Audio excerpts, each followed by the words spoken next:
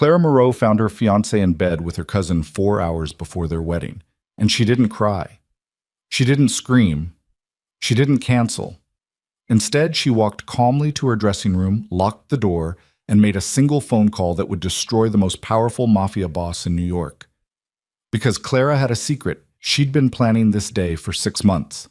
And Victor Rinaldi was about to discover that the woman he thought he owned had already chosen another man to stand beside her at the altar. If you're ready to witness the most explosive wedding ceremony in mafia history, stay until the end.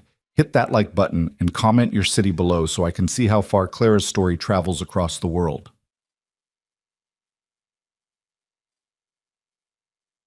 The Baccarat chandelier in the bridal suite cast fractured light across $200,000 worth of imported Italian lace, but Clara Moreau couldn't feel the weight of her wedding dress anymore. She couldn't feel anything except the absolute clarity that came from watching her entire future shatter into something she could finally control. The door to Victor's private room stood half open down the hallway. She'd come looking for him to discuss a last-minute change to the seating arrangements, his mother's dietary restrictions, something trivial that seemed important an hour ago. Now she stood frozen 15 feet away, her hand still raised from the knock that never landed, watching her cousin Gabrielle's red dress pool on the floor beside Victor's discarded shirt. The sounds were unmistakable. Gabrielle's laugh, breathy and triumphant. Victor's voice, rough with pleasure, murmuring things he'd never said to Clara in their 18 months together. Clara's first instinct was to look away. Her second was to scream. Her third, the one that crystallized into diamond-hard certainty, was to memorize every detail. The antique clock in the hallway, 2:47 p.m. ceremony at 6 o'clock, the lipstick stain on the champagne glass abandoned on the hall table, Gabrielle's shade, rouge fatale, the way Victor's hand tangled in Gabrielle's dark hair, the same way he'd touched Clara last night while telling her how lucky she was to become Mrs. Rinaldi. Clara pulled her phone from the hidden pocket she'd had sewn into every dress she'd worn for the past 6 months, a habit Ethan had taught her, along with so many other small rebellions, and took 3 photographs. The angle was perfect. The door frame, Victor's profile, Gabrielle's distinctive tattoo visible on her shoulder. Undeniable. Then she walked away. Her heels made no sound on the thick carpet. Her breathing stayed even. Her hands didn't shake until she reached her dressing room and locked the door behind her. And even then, it wasn't fear that made her fingers tremble. It was rage so pure it felt like electricity in her veins. She looked at herself in the mirror, the dress Victor had chosen, the jewelry his mother had insisted upon, the hairstyle his sister had approved. Even the shade of her lipstick had been selected by Victor's aesthetic consultant to complement his tuxedo. She looked like a beautiful stranger. "Clara," her maid of honor's voice came through the door, tentative and worried. "Everything okay? You've been gone for 20 minutes. 20 minutes. Had it really been that long since she'd left to find Victor? Time felt elastic, stretched between the woman who'd walked out of this room and the one who'd returned. "I'm fine, Rachel. Just need a moment.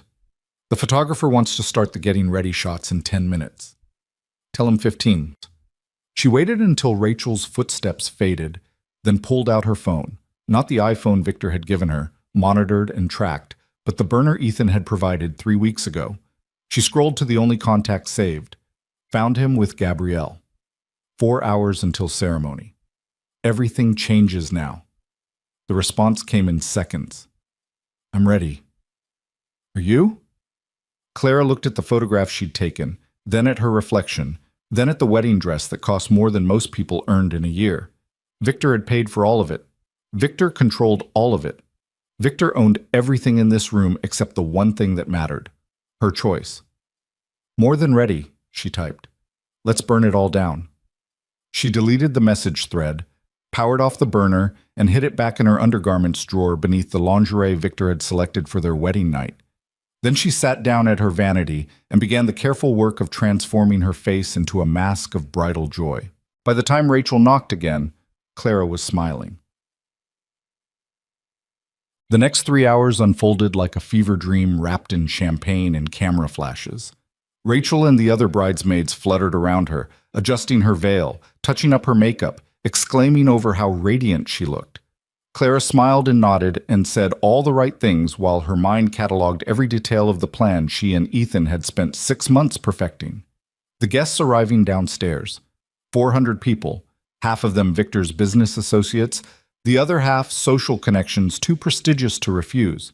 Every major family in New York's underground power structure. Federal agents embedded among the catering staff, cameras positioned to capture every angle, the evidence already compiled. Financial records tracing Victor's money laundering operations. Testimony from 3 insiders Ethan had helped relocate. Documentation of bribes, threats, and violence spanning 7 years. All of it sealed and ready to be released the moment Clara gave the signal. The marriage certificate, the real one, not the elaborate document Victor would sign at the altar. Clara had signed it yesterday in a lawyer's office with Ethan standing beside her, making their union legal 12 hours before Victor would even realize he'd lost. "Your father's ready," Rachel said softly, squeezing Clara's hand. "Are you nervous?"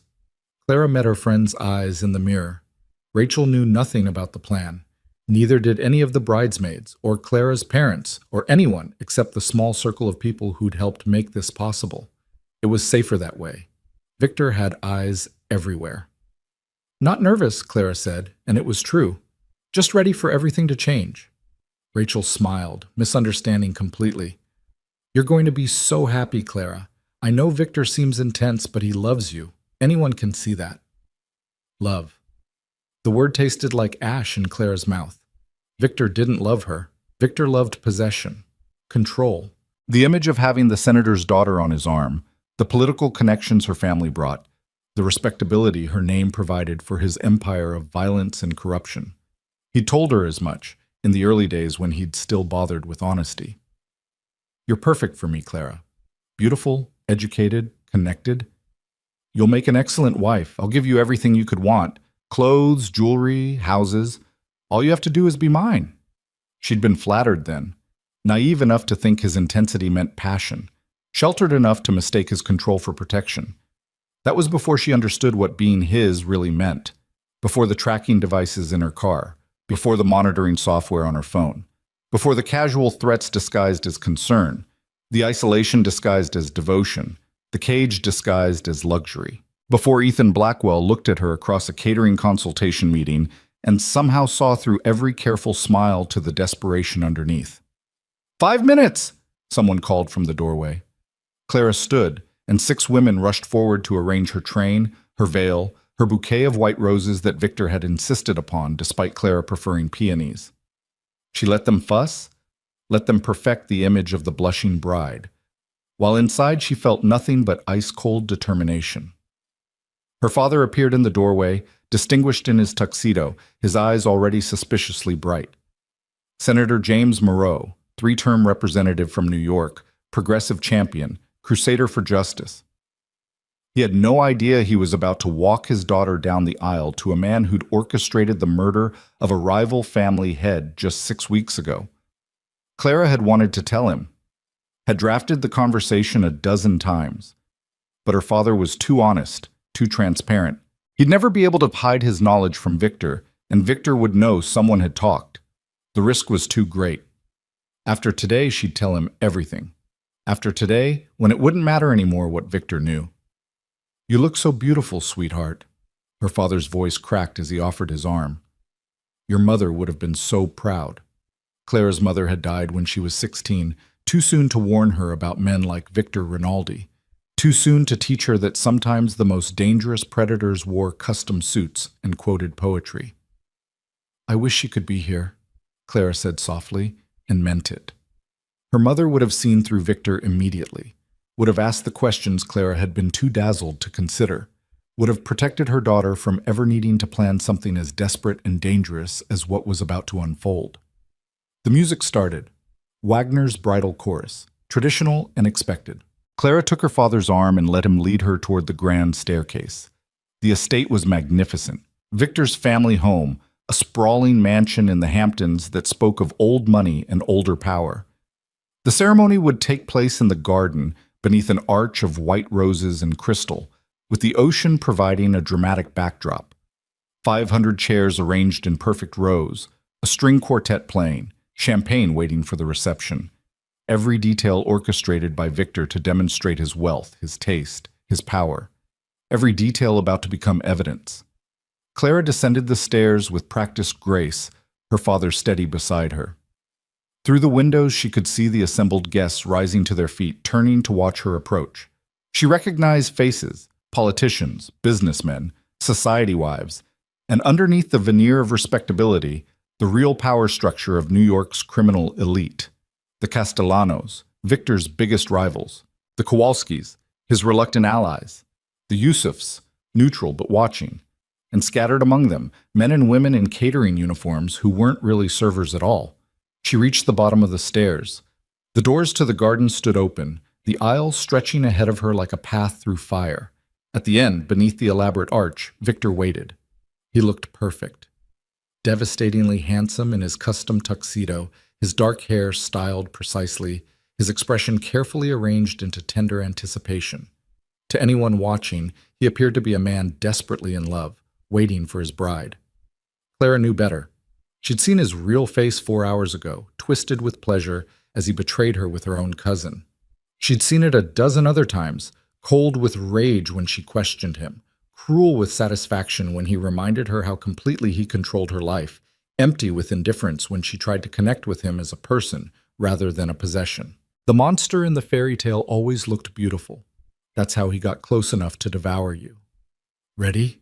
her father whispered. Clara adjusted her grip on her bouquet, feeling the small device Ethan had hidden among the roses. One press, and everything would begin. All the files uploaded to cloud servers. All the evidence simultaneously delivered to federal prosecutors. All the allies positioned throughout the crowd activated. One press, and Victor Rinaldi's empire would start its collapse. But not yet. Timing was everything. Ethan had been clear about that. "Wait for the vows," he'd said during their last planning session, his gray eyes serious as he held both her hands. "Wait until the moment when everyone's attention is completely focused on you and Victor. Maximum witnesses, maximum impact. When the officiant asks if you take Victor Rinaldi to be your husband, that's when you activate the signal. That's when I step forward. That's when everything changes." Clara had memorized every word, rehearsed every movement, prepared for every contingency they could imagine. Now, walking down the aisle with her father's arm supporting her, she let herself look at the man who'd made this all possible. Ethan Blackwell stood near the back, dressed in the formal black uniform of his catering company's management team. To anyone watching, he was simply the caterer, overseeing the event. Only Clara could see the tension in his shoulders, the way his eyes tracked her progress, the slight movement of his hand near his jacket pocket where she knew he carried his own trigger for the plan. Their eyes met for half a second. He nodded, barely perceptible. She was not alone in this. Whatever happened next, she would not face it alone. The walk felt endless and instantaneous. Faces blurred past her, shocked expressions, knowing smiles, greedy eyes watching the senator's daughter deliver herself to the mob. Clara kept her expression serene, her steps measured, her breathing controlled. She reached the altar. Her father kissed her cheek, whispered something about happiness that she barely heard, and placed her hand in Victor's. Victor's grip was possessive, his fingers tight around hers. He leaned close, his lips brushing her ear as he whispered, "You look exquisite. Did you find what you were looking for earlier?" Ice water in her veins. He knew. Of course he knew. Victor always knew everything. "I found exactly what I needed," Clara replied, her voice steady. His smile widened, sharp with satisfaction. "Good. Then you understand how things work now. You understand what happens to people who think about disappointing me." It wasn't a question. It was a reminder, a threat wrapped in wedding vows. Clara's hand tightened on her bouquet. Not yet. Not quite yet. The officiant began the ceremony, standard words about love and commitment, honor and cherish. Clara barely heard them. She was counting the federal agents she'd identified in the crowd, counting the witnesses who'd testify, counting the seconds until the moment when everything would shatter. Victor's hand remained locked around hers, his thumb stroking her pulse point, claiming, marking, reminding her who owned her, except he didn't, not anymore. The officiant reached the critical moment. "Victor Alessandro Rinaldi, Do you take Clara Marie Moreau to be your lawfully wedded wife? I do. Victor's voice rang out, confident and commanding. He turned to look at Clara, his expression triumphant. In his eyes, she could see everything he believed, that he'd won, that she was his, that this ceremony sealed her fate forever. And do you, Clara Marie Moreau, take Victor Alessandro Rinaldi to be your lawfully wedded husband? The garden went silent. 400 people held their breath. Victor's hand tightened on hers, crushing her fingers. Clara looked at him, really looked at him. This man who'd courted her with poetry and promises, then slowly revealed the monster underneath. This man who'd isolated her from friends, monitored her movements, controlled her choices. This man who'd threatened her father's career if she ever tried to leave. This man who'd been inside her cousin 4 hours ago while Clara prepared to give him her entire life. She thought about the woman she'd been 18 months ago, confident, ambitious, free. She thought about the woman she'd become, fearful, controlled, trapped. She thought about the woman she was about to be, free, powerful, choosing herself. And then she thought about Ethan Blackwell, who'd looked at her with respect instead of possession, who'd offered her partnership instead of ownership, who'd spent 6 months helping her build an escape route without asking for anything in return except the chance to stand beside her when she finally claimed her freedom. Clara smiled. No, she said clearly. I don't. The garden erupted, gasps, shouts, confusion rippling through the crowd. Victor's face went white, then red, then purple, with rage. His hand crushed hers hard enough to bruise. What did you just say? His voice was low, deadly, vibrating with barely controlled violence. Clara pressed the device hidden in her bouquet. Somewhere, servers and security protocols activated. Files began uploading. Evidence started flowing. The trap sprang. I said, no, Victor. I don't take you. I don't choose you. I never will. She pulled her hand free. He was too shocked to maintain his grip and turned to face the crowd. Rachel stood frozen, her hand over her mouth. Clara's father looked stricken, confused. The Castellanos were whispering urgently among themselves, and Ethan was moving forward, cutting through the crowd with smooth efficiency. Clara! Victor's hand shot out, grabbing her arm hard enough to hurt. You will not embarrass me like this. You will say yes. We will finish this ceremony, and then we will discuss your little outburst in private. Do you understand me? In private, where no one would see, where no one would hear her scream. I understand perfectly, Clara said. I understand that you've been using me, that you've been controlling me, that you had sex with my cousin 4 hours before our wedding and thought I'd just accept it because I'm too weak to fight back. Victor's face went blank with shock. Around them, the whispers grew louder. Phones appeared, people filming, exactly as Ethan had predicted they would. You're making a mistake, Victor hissed. You think you can walk away from me? You think I'll just let you go? Your father's career, your family's reputation, your safety, all of it depends on you getting back in line right now.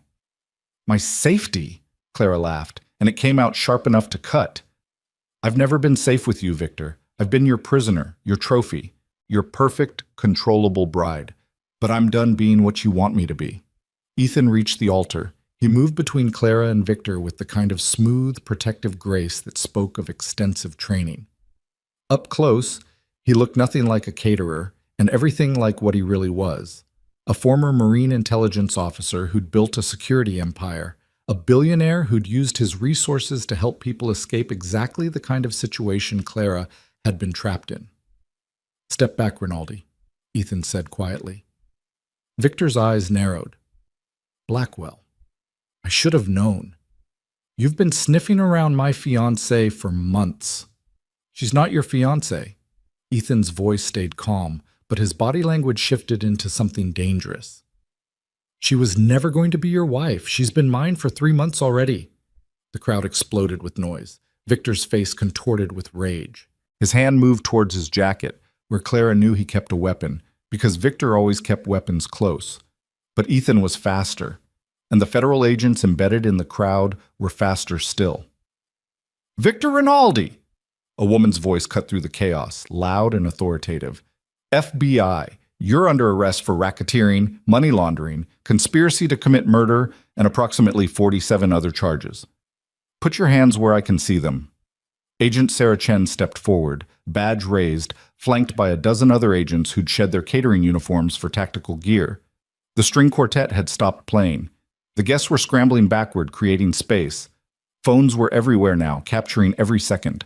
Victor looked at Clara, and for the first time since she'd met him, she saw something other than control in his eyes. She saw fear. "You did this," he said. Not a question, an accusation. "I did," Clara confirmed, "with help. From people who actually care about me. From people who don't think love means ownership. You'll regret this. When they can't make the charges stick, when I walk free, when I come for you and everyone you care about, you'll beg me to take you back." Ethan's hand settled on the small of Clara's back, steady and warm.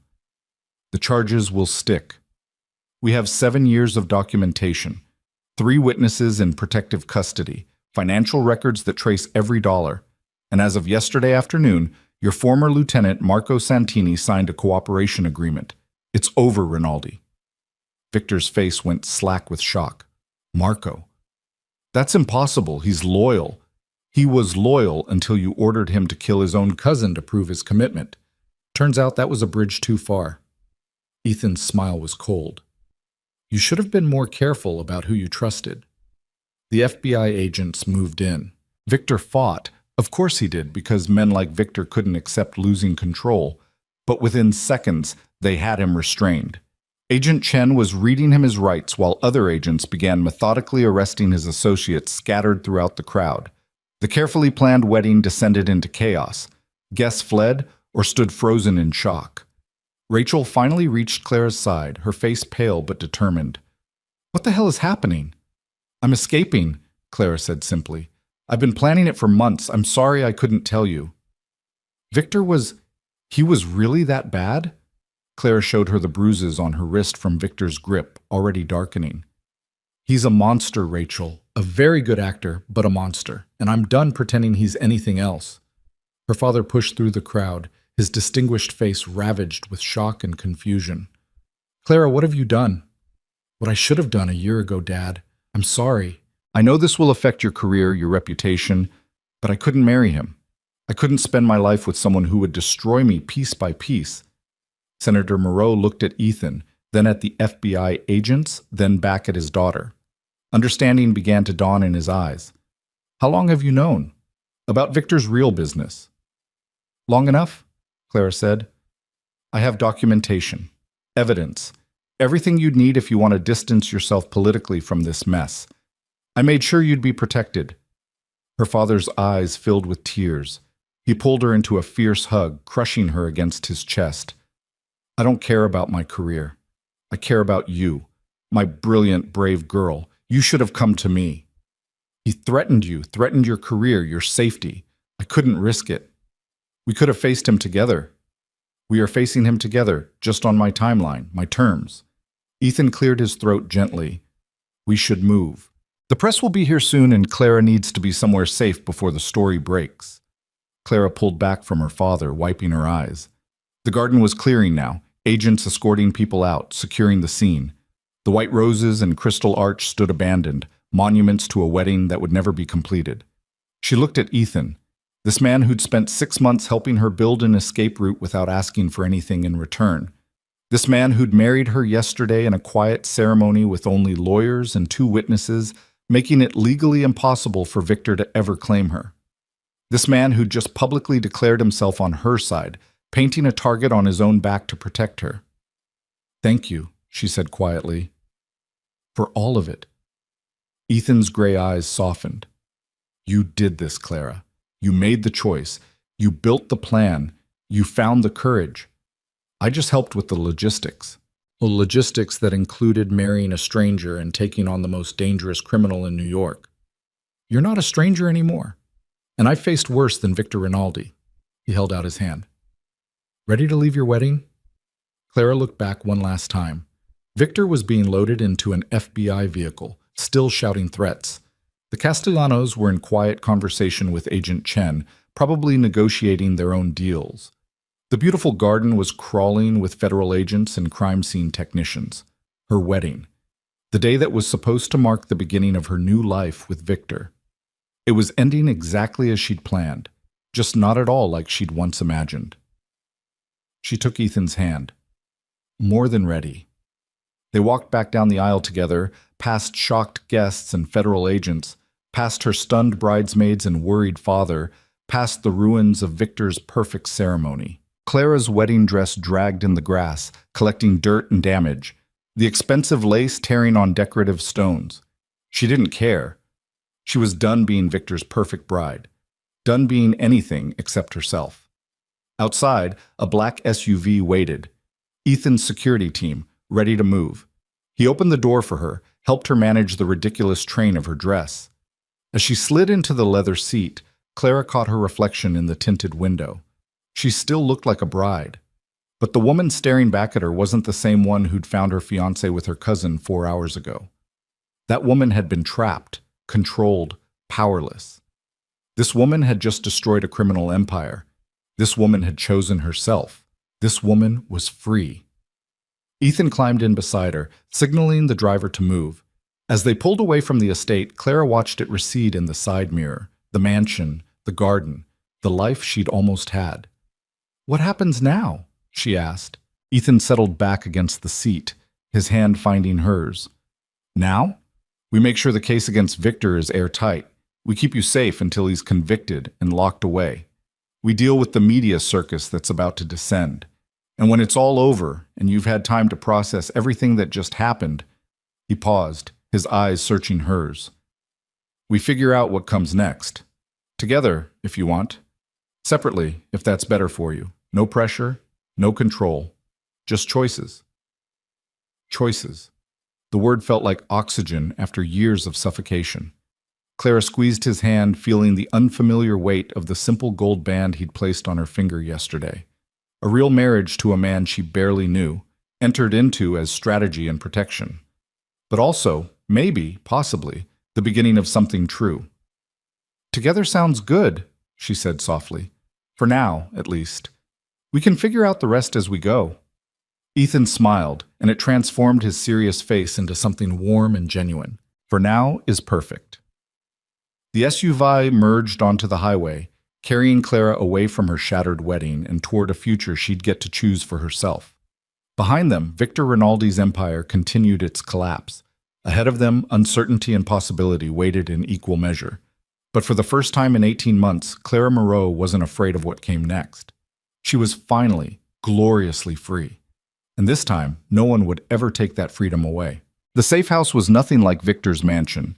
No marble floors or crystal chandeliers, no staff hovering with champagne and canapes. Just a modest brownstone in Brooklyn with reinforced doors, bulletproof windows, and enough security equipment to protect a small country. Clara sat in the living room still wearing her wedding dress, the torn lace pooling around her feet like the remnants of a life she'd just demolished. Her hand shook as she tried to remove the elaborate veil, bobby pins scattering across the hardwood floor. "Here, let me help." Ethan knelt beside her chair, his fingers gentle as he carefully extracted the pins from her hair. "You're going to pull half your hair out trying to do this yourself." "I don't care about my hair right now." "I know, but you will tomorrow, and I'd rather not have you blame me for the bald spots." Despite everything, Clara felt her lips twitch toward a smile. "Is this what you do? Make jokes while criminals threaten to destroy everyone I love?" "It's one of my many coping mechanisms. I also stress bake, but that seems less practical at the moment." The veil came free, and Ethan set it aside carefully. "Your father's outside with Agent Chen. They've been talking for 40 minutes. I think she's briefing him on the extent of Victor's operations." Clara's stomach twisted. "He's going to hate me. His entire political career is built on fighting organized crime, and his daughter was about to marry the biggest crime boss in New York. You didn't know, not at first." "I knew enough. I knew for months before I met you. I told myself I was imagining things. That Victor's business dealings were questionable but not criminal. That the warnings people tried to give me were just jealousy or misunderstanding." She looked down at her hands, at the simple gold band on her left ring finger. "I was a coward." Ethan sat back on his heels, his gray eyes serious. "You were isolated, manipulated, and controlled by someone who'd spent 18 months perfecting his hold on you. That's not cowardice, Clara. That's survival. And the moment you saw a way out, you took it. That's bravery. I married you to escape him. How is that brave? I just traded one man for another. The words came out harsh, unfair. Clara knew it even as she said them, but the adrenaline was crashing now, leaving her raw and mean and desperate to hurt something. Ethan didn't flinch. He stood, moved to the window, and looked out at the quiet Brooklyn street. You married me for protection, for legal cover that would make it harder for Victor to claim you as property. I knew that going in. I agreed to it, and whenever you're ready to annul this marriage and walk away, I'll sign the papers without hesitation. Just like that? Just like that. He turned to face her. I didn't help you escape Victor's cage so I could build my own. I helped you because the first time I met you at that catering consultation 6 months ago, you looked at me with such desperate hope that it broke something in me. Because I've spent the last 5 years using my resources to help people escape situations exactly like yours. Because I believe everyone deserves to choose their own life. He paused. And because, even though we barely know each other, I respect you too much to pretend this marriage is anything other than what it is. A legal strategy. Anything else would have to be your choice. Your timeline. Your decision. Clara felt something loosen in her chest. Some knot she hadn't realized was choking her. I'm sorry, I shouldn't have said, you're allowed to be angry. You're allowed to lash out. You just destroyed your entire life in front of 400 witnesses, and the man who terrorized you for 18 months is probably making very detailed plans about how to hurt you. If you weren't angry, I'd be worried. The door opened and Senator Moreau entered, his face gray with exhaustion. Agent Chen followed, her expression professionally neutral but her eyes sympathetic. Clara. Her father crossed to her, pulling her to her feet and into another crushing embrace. Agent Chen explained everything. The extent of Victor's organization, what he's been doing, what he threatened you with. I had no idea, sweetheart. No idea what you were going through. I hid it well. He taught me how. Her father pulled back, his hands framing her face. When did you know? About his real business. Clara thought back to the moment everything had crystallized. About 8 months ago. I overheard a phone conversation. He was ordering someone to hurt a witness, make them reconsider testifying. I confronted him about it, and he explained very calmly that business sometimes required unpleasant necessities, that I needed to understand he would always do what was necessary to protect what was his. And you stayed with him for 8 more months? The judgment in his voice was faint but present.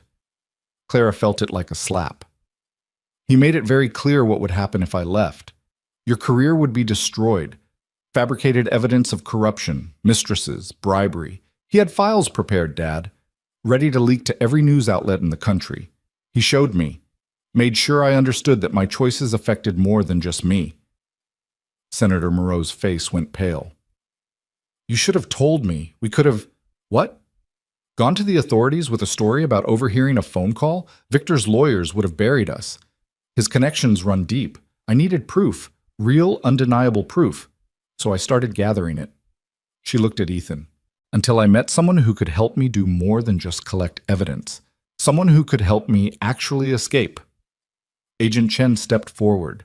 Mr. Blackwell's organization has been invaluable. His security expertise, his connections, his resources. Without his involvement, building a case against Rinaldi would have taken years. As it is, we have enough to put him away for life. How long have you been working with the FBI? Claire's father asked Ethan. 5 years since I left military intelligence and started my security company. We've helped the Bureau build cases against 17 different organized crime operations. This is the biggest one yet. Ethan's voice was matter-of-fact, professional. When Clara approached me about catering the wedding, I recognized her name from our background research on Rinaldi. I suggested a private meeting to discuss menu options. During that meeting, she asked if my firm did personal security. I said yes, and then she asked if I'd ever helped anyone escape from a dangerous situation. I showed her our track record. And you married her? Her father's voice sharpened. That seems like a significant escalation from personal security. It was her idea, actually, Clara interjected. I researched the legal protections marriage provides. Spousal privilege in court, shared legal rights, difficulty in enforcing contracts or agreements made before the marriage. Victor had me sign a prenuptial agreement that essentially gave him control over any attempt I made to leave. Marriage to someone else invalidated it. So you married a stranger. I married someone who offered me a way out, someone who asked for nothing in return except the chance to help bring down a monster. Clara looked at Ethan, at this man she'd legally bound herself to with such trust and desperation. It's more than Victor ever gave me. Choice, respect, freedom. Agent Chen cleared her throat. Senator Moreau, I need to brief you on the security situation. Rinaldi's organization is large and well-funded. Even with him in custody, there are people loyal to him who might attempt retaliation against your daughter. What kind of retaliation? Kidnapping, intimidation, violence designed to force her to recant testimony or create reasonable doubt about the evidence. Agent Chen's voice remained calm, clinical. We've already intercepted communications suggesting his lieutenants are considering options. That's why we insisted on the safe house and Mr. Blackwell's continued involvement. His security team is the best in the country. Clara's father sank into a chair, suddenly looking every one of his 58 years. This is really happening. My daughter is in danger because she was brave enough to leave an abusive relationship. Your daughter is in danger because she chose to testify against one of the most powerful criminals in New York, rather than just escape quietly, Agent Chen corrected. What she's doing takes extraordinary courage. The evidence she gathered, the testimony she's prepared to give, it's going to dismantle an organization that's operated with impunity for decades. I don't feel courageous, Clara said quietly. I feel terrified. Ethan moved to stand beside her chair. Courage and terror aren't mutually exclusive. You're allowed to be both. The conversation continued, logistics, security protocols, legal procedures, but Clara felt herself drifting away from it. The adrenaline that had carried her through the confrontation with Victor was completely gone now, leaving her hollow and exhausted. Her wedding dress felt impossibly heavy, the corset crushing her ribs, the weight of the fabric dragging at her shoulders. She stood abruptly, interrupting Agent Chen mid-sentence. I need to change. I need to get out of this dress. Understanding flickered across Ethan's face. Second floor, first door on the right. There are clothes in the closet. We stocked basics in various sizes. Clara fled upstairs, her hands already clawing at the buttons running down her spine. The dress had required 2 people to get her into it this morning. Rachel and another bridesmaid working together to fasten the dozens of tiny pearl buttons. Now Clara twisted and strained, managing to unfasten the top few before the angle became impossible. She caught sight of herself in the bedroom mirror and froze. The woman staring back was a stranger. Elaborate updo coming loose, makeup smeared from tears she didn't remember crying, wedding dress gaping open at the back. She looked destroyed, devastated, nothing like the confident senator's daughter who'd walked into Victor's world 18 months ago. A knock on the door made her jump. It's me, Ethan called. I thought you might need help with the buttons. Clara hesitated, then opened the door. He stepped inside, carefully not looking at her exposed back, his eyes focused on her face. Turn around, he said gently. She did, and felt his fingers begin working the buttons free with practiced efficiency. Neither of them spoke. The silence stretched between them, not uncomfortable, but weighted with everything unsaid. How many women have you helped? Clara asked finally. Escape abusive situations, 43, not all of them from organized crime, some from domestic violence situations, some from human trafficking, some from cults or extremist groups. We have a whole division dedicated to extraction and relocation. And how many of them did you marry? His fingers paused on a particularly stubborn button. Just you. Why? Because your situation required it. Because the legal protections were necessary. Because... He fell silent for a moment, then continued unfastening buttons. Because when you suggested it, you looked me in the eye and said, I know this is asking too much, but I'm out of options, and I'm desperate, and I trust you. And I couldn't say no to that. The last button came free. Clara felt the dress loosen, no longer crushing her ribs. She held the front of it against her chest and turned to face him. I did trust you. I still do, but I don't know why. We've spent maybe 20 hours total in each other's company, most of that time planning logistics for today. I don't know your favorite color or what you do for fun or if you have family or anything that actually matters. Ethan smiled faintly. My favorite color is green, like the ocean in summer. I restore vintage motorcycles for fun because working with my hands helps me think. My parents died in a car accident when I was 19. My sister lives in Seattle with her wife and 2 kids. I drink my coffee black, I hate mushrooms, and I've been told I work too much. He paused. What else would you like to know? Everything, Clara thought, and nothing. She was so tired of calculating, analyzing, trying to find the trap in people's kindness. Why do you do this? Help people escape. Build cases against criminals? You're a billionaire. You could be doing anything. His expression shuddered. Because when I was in military intelligence, I saw what happens when powerful people face no consequences for their actions. I saw victims blamed, witnesses intimidated, evidence buried. I saw people who deserved justice get destroyed by the very systems meant to protect them. And when I left the military, I decided I'd use my resources to even the odds, to be the kind of help I wished had existed for... He stopped abruptly. For who? For someone I couldn't protect. A long time ago.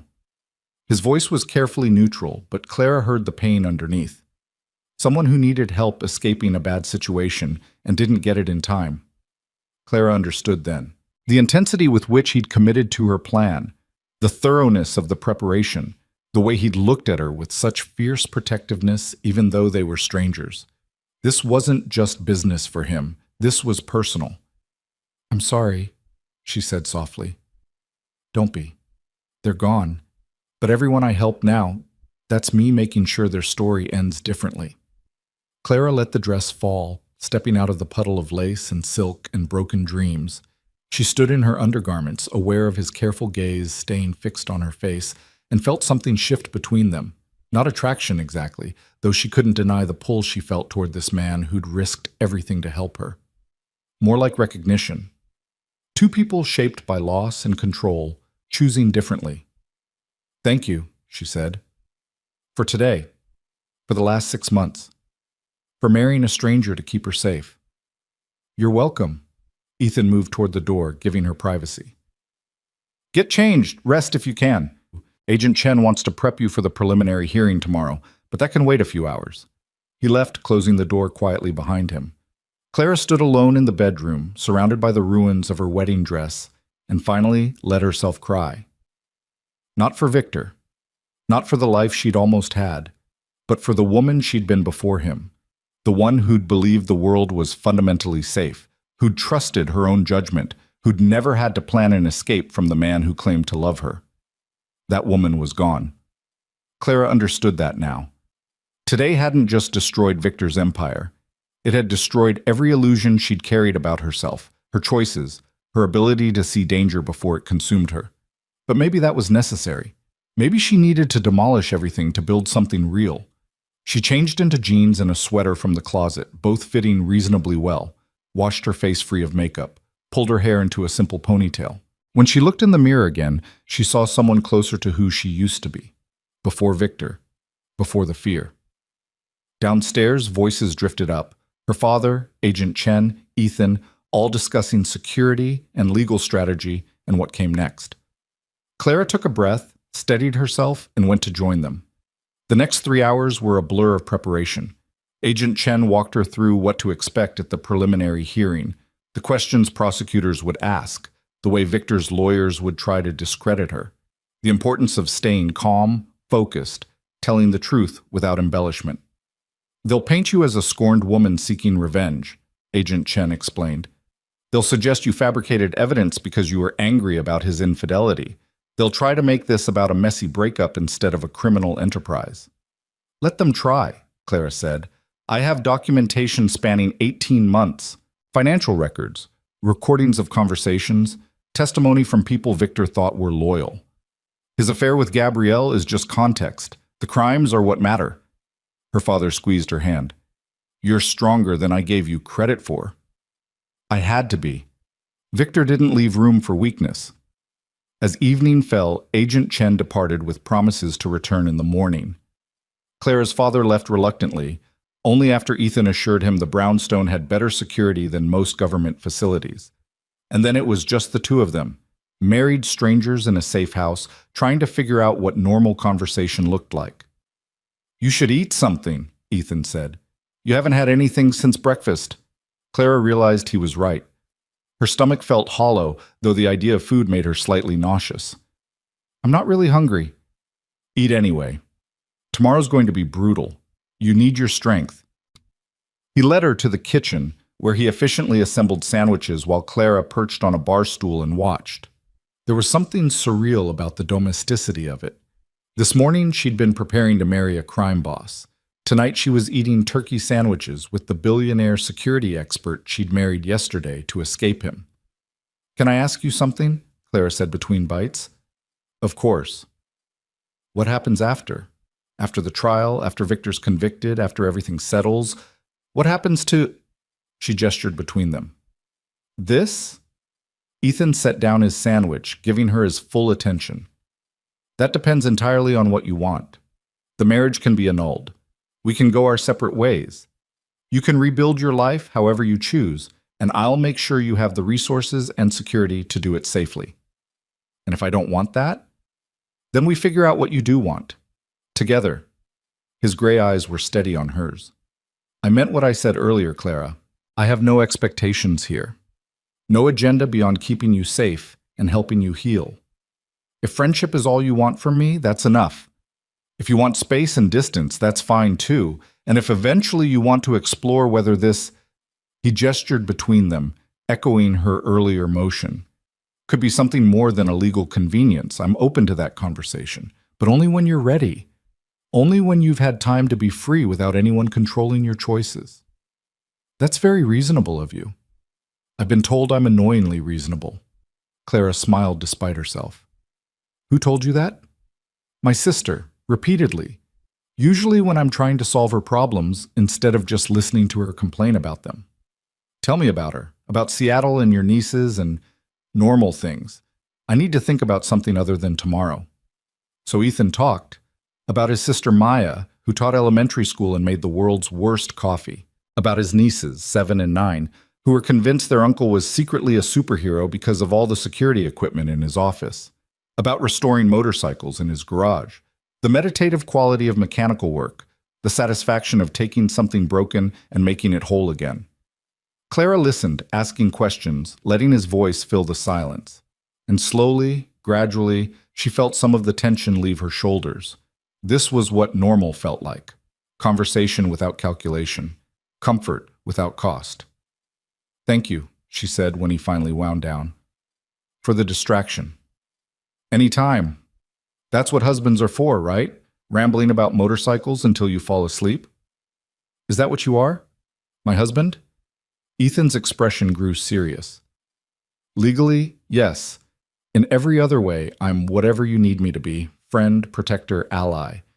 The label matters less than the reality." Clara stood, suddenly exhausted beyond measure. "I should sleep.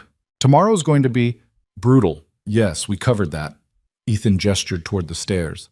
"Master bedroom is yours. I'll take the guest room. Lock your door if it makes you feel safer." "I trust you." "I know, but trust and safety are different things. Lock it anyway." She did, though she wasn't sure if it was for protection or just to have one barrier she controlled. The bedroom was simply furnished: bed, dresser, bathroom. Nothing like Victor's mansion, where every surface had been a stage for displaying wealth. Clara lay down without bothering to change, staring at the ceiling and replaying the day. The moment she'd found Victor with Gabrielle. The walk down the aisle, the look on his face when she'd said no. The satisfaction of watching federal agents arrest him in front of everyone he'd tried to impress. She'd done it, actually done it, destroyed a criminal empire and escaped the man who'd terrorized her. So why did she still feel so afraid? Her phone buzzed, the regular one, not the burner. She almost ignored it, then saw her father's name on the screen. "I'm proud of you. Your mother would be too. Sleep well, sweetheart. Tomorrow, we fight." Clara clutched the phone to her chest and finally let herself believe it. She'd survived the wedding. She'd survived Victor's rage. She'd survived the moment when everything changed. Tomorrow she'd face the next battle. But tonight, in this safe house with a man who'd married her to protect her, she was free. And no one, Not Victor, not his lawyers, not the criminal empire he'd built would ever take that freedom away. She fell asleep with that thought warming her like armor, ready for whatever came next. Clara woke to sunlight streaming through unfamiliar windows and 3 seconds of blessed confusion before memory crashed back. The wedding, Victor, the arrest, everything. She reached for her phone. 6:43 a.m. The preliminary hearing was scheduled for 10. She had 3 hours to prepare herself to face Victor Rinaldi across a courtroom and tell the world exactly what kind of monster he was. Her hands were already shaking. A soft knock on the door made her sit up. "Clara, I have coffee if you're awake." Ethan's voice, calm and steady. Clara realized she'd slept better than she had in months, knowing he was just down the hall, knowing someone was watching for danger instead of creating it. "I'm awake. Come in." He entered carrying 2 mugs, dressed in a charcoal suit that made him look less like a caterer and more like what he actually was, a man who commanded empires, just legal ones. He handed her 1 mug and settled into the chair by the window. "Agent Chen called. She's on her way. Your father's meeting us at the courthouse." He paused, studying her face. "How are you feeling?" "Terrified. Determined. Like I might throw up." Clara sipped the coffee, black and strong. "Is this normal?" "Completely. I've seen trained soldiers shake before testimony. You're about to walk into a room with the man who controlled your life for 18 months and tell strangers the worst things he did to you. Terror is the only sane response." "That's not particularly comforting." "I'm not here to comfort you. I'm here to tell you the truth." Ethan's gray eyes were steady on hers. "The truth is, today is going to be hell. Victor's lawyers will try to destroy you. The media will dissect every word. People will judge you for staying with him, for not speaking up sooner, for 1,000 choices you made under duress. And none of that matters, because at the end of today, you'll have done what most people never find the courage to do. You'll have stood up and told the truth." Clara set down her coffee mug with hands that trembled only slightly. "What if I freeze? What if I get up there and I can't speak?" "Then you take a breath, look at your father in the gallery, and remember why you're doing this. Not for revenge, not even for justice, though that matters. You're doing this so the next woman Victor targets won't have to plan an escape from her own wedding." The weight of that settled over Clara like a mantle. She wasn't just testifying for herself. She was testifying for every person who'd ever been trapped by someone who mistook control for love. "Okay," she said quietly. "Okay, I can do this. I know you can. That's why I married you." Despite everything, Clara felt her lips curve into a small smile. "You married me because I asked you to. I married you because you were brave enough to ask. There's a difference." Ethan stood, moving toward the door. "Agent Chen will be here in 20 minutes. Wear something that makes you feel strong." After he left, Clara showered and dressed with careful attention. Not the expensive designer clothes Victor had preferred. Those were all back at his mansion, and she never wanted to see them again. Instead, she chose a simple navy suit from the safe house closet, paired with low heels and minimal jewelry. Professional. Credible, her own. She was fastening her watch when her phone rang. Rachel's name flashed on the screen. Clara hesitated, then answered. "Hey." "Oh, thank God." Rachel's voice was thick with tears. "I've been calling since yesterday. I saw the news. Clara, what the hell happened? They're saying Victor's a mob boss, that you were working with the FBI, that you married your caterer. His name is Ethan, and it's all true." Silence stretched between them. Then, "You couldn't tell me?" "Victor had people watching me, everyone I talked to, everywhere I went. I couldn't risk him finding out. I couldn't risk you getting hurt because of what you knew." Clara's throat tightened. "I'm sorry, Rachel. I wanted to tell you so many times." "How long were you planning this?" 6 months? Since I met Ethan and realized I had options other than just enduring." 6 months? Rachel's voice broke. "I stood beside you yesterday helping you get ready to marry a man you were planning to destroy. I told you how happy you'd be with him. I was so stupid." "You weren't stupid. You believed what I showed you, what Victor trained me to show everyone. The perfect couple, the fairy tale romance. It was all a performance." "Were you ever happy with him? Even in the beginning?" Clara thought back to the early days. Victor's attentiveness, his gifts, his declarations of devotion. She'd mistaken intensity for love, possession for passion. I thought I was, but real happiness doesn't require you to become someone else. Real happiness doesn't make you afraid. And this Ethan guy? Are you happy with him? I barely know him. We got married for legal protection, nothing more. The news is calling it the most romantic thing they've ever seen. The caterer who fell in love with the bride and rescued her from a monster. Clara closed her eyes. Of course, the media would spin it that way. America loved a rescue story, especially one with a handsome billionaire playing hero. Never mind that Clara had rescued herself. Never mind that her relationship with Ethan was complicated and contractual and nothing like a fairy tale. Don't believe everything you read, Clara said quietly. The truth is a lot messier than romance. Will you be okay? I mean really okay, not just telling me what I want to hear? I don't know yet. Ask me again when Victor's in prison and I've had time to remember who I was before him. I'm here if you need me. I know I wasn't there when you needed me before, but I'm here now. Thank you. That means more than you know. They said goodbye and Clara sat with the phone in her hand, staring at nothing. Rachel was her oldest friend, and she hadn't been able to trust her with the truth. That's what Victor had done, isolated her so completely that even her closest relationships became performances. Never again, Clara promised herself. Whatever life she built after this, it would be built on honesty. No more masks, no more pretending. Agent Chen arrived precisely on time, all business in a black pantsuit. She walked Clara through what to expect one more time, her voice calm and methodical. The preliminary hearing would determine if there was enough evidence to proceed to trial. Clara would testify about Victor's criminal activities, the threats he'd made, the control he'd exerted. The defense would try to discredit her. The judge would make a ruling. Remember, Agent Chen said as they prepared to leave, you're not trying to convince anyone of anything today. You're simply telling the truth. The evidence will speak for itself. The drive to the courthouse felt both endless and instantaneous. Clara sat in the back of the SUV between Ethan and Agent Chen, watching the city slide past the tinted windows. Somewhere out there, people were going about their normal Monday morning routines, completely unaware that Clara's world had detonated less than 24 hours ago. The courthouse steps were crowded with reporters. Camera flashes exploded as the SUV pulled up. Microphones thrust toward the windows, shouted questions Clara couldn't quite hear through the bulletproof glass. Stay close to me, Ethan said. Don't answer any questions. Don't make eye contact. Just walk.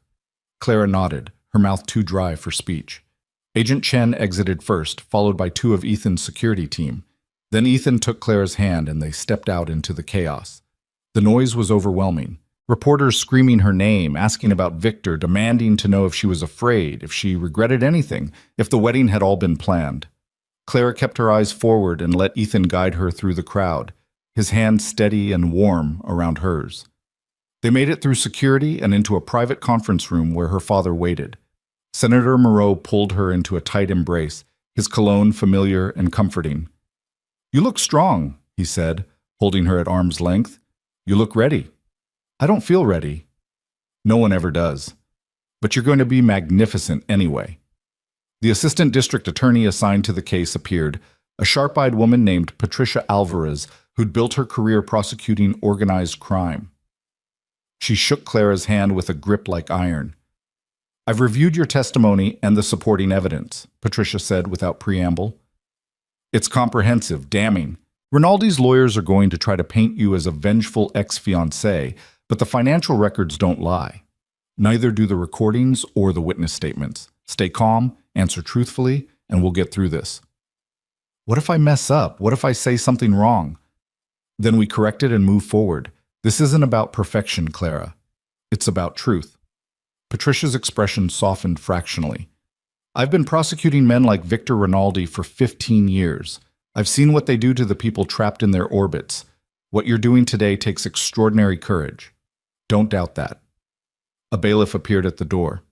Judge Brennan is ready. Clara's heart stuttered. This was it.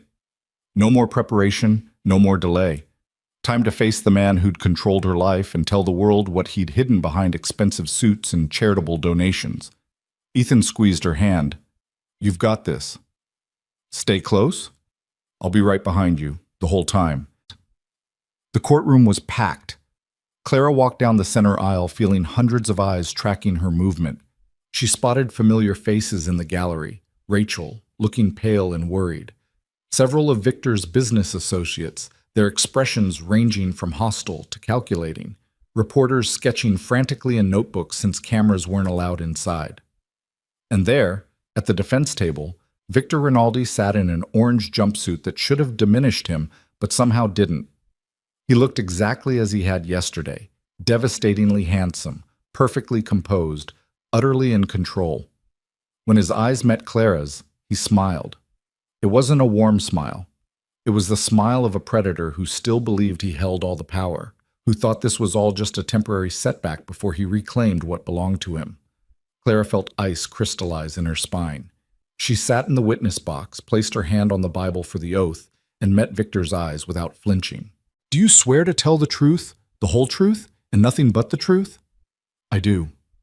Patricia Alvarez approached with a legal pad and a calm, professional demeanor. "Please state your full name for the record."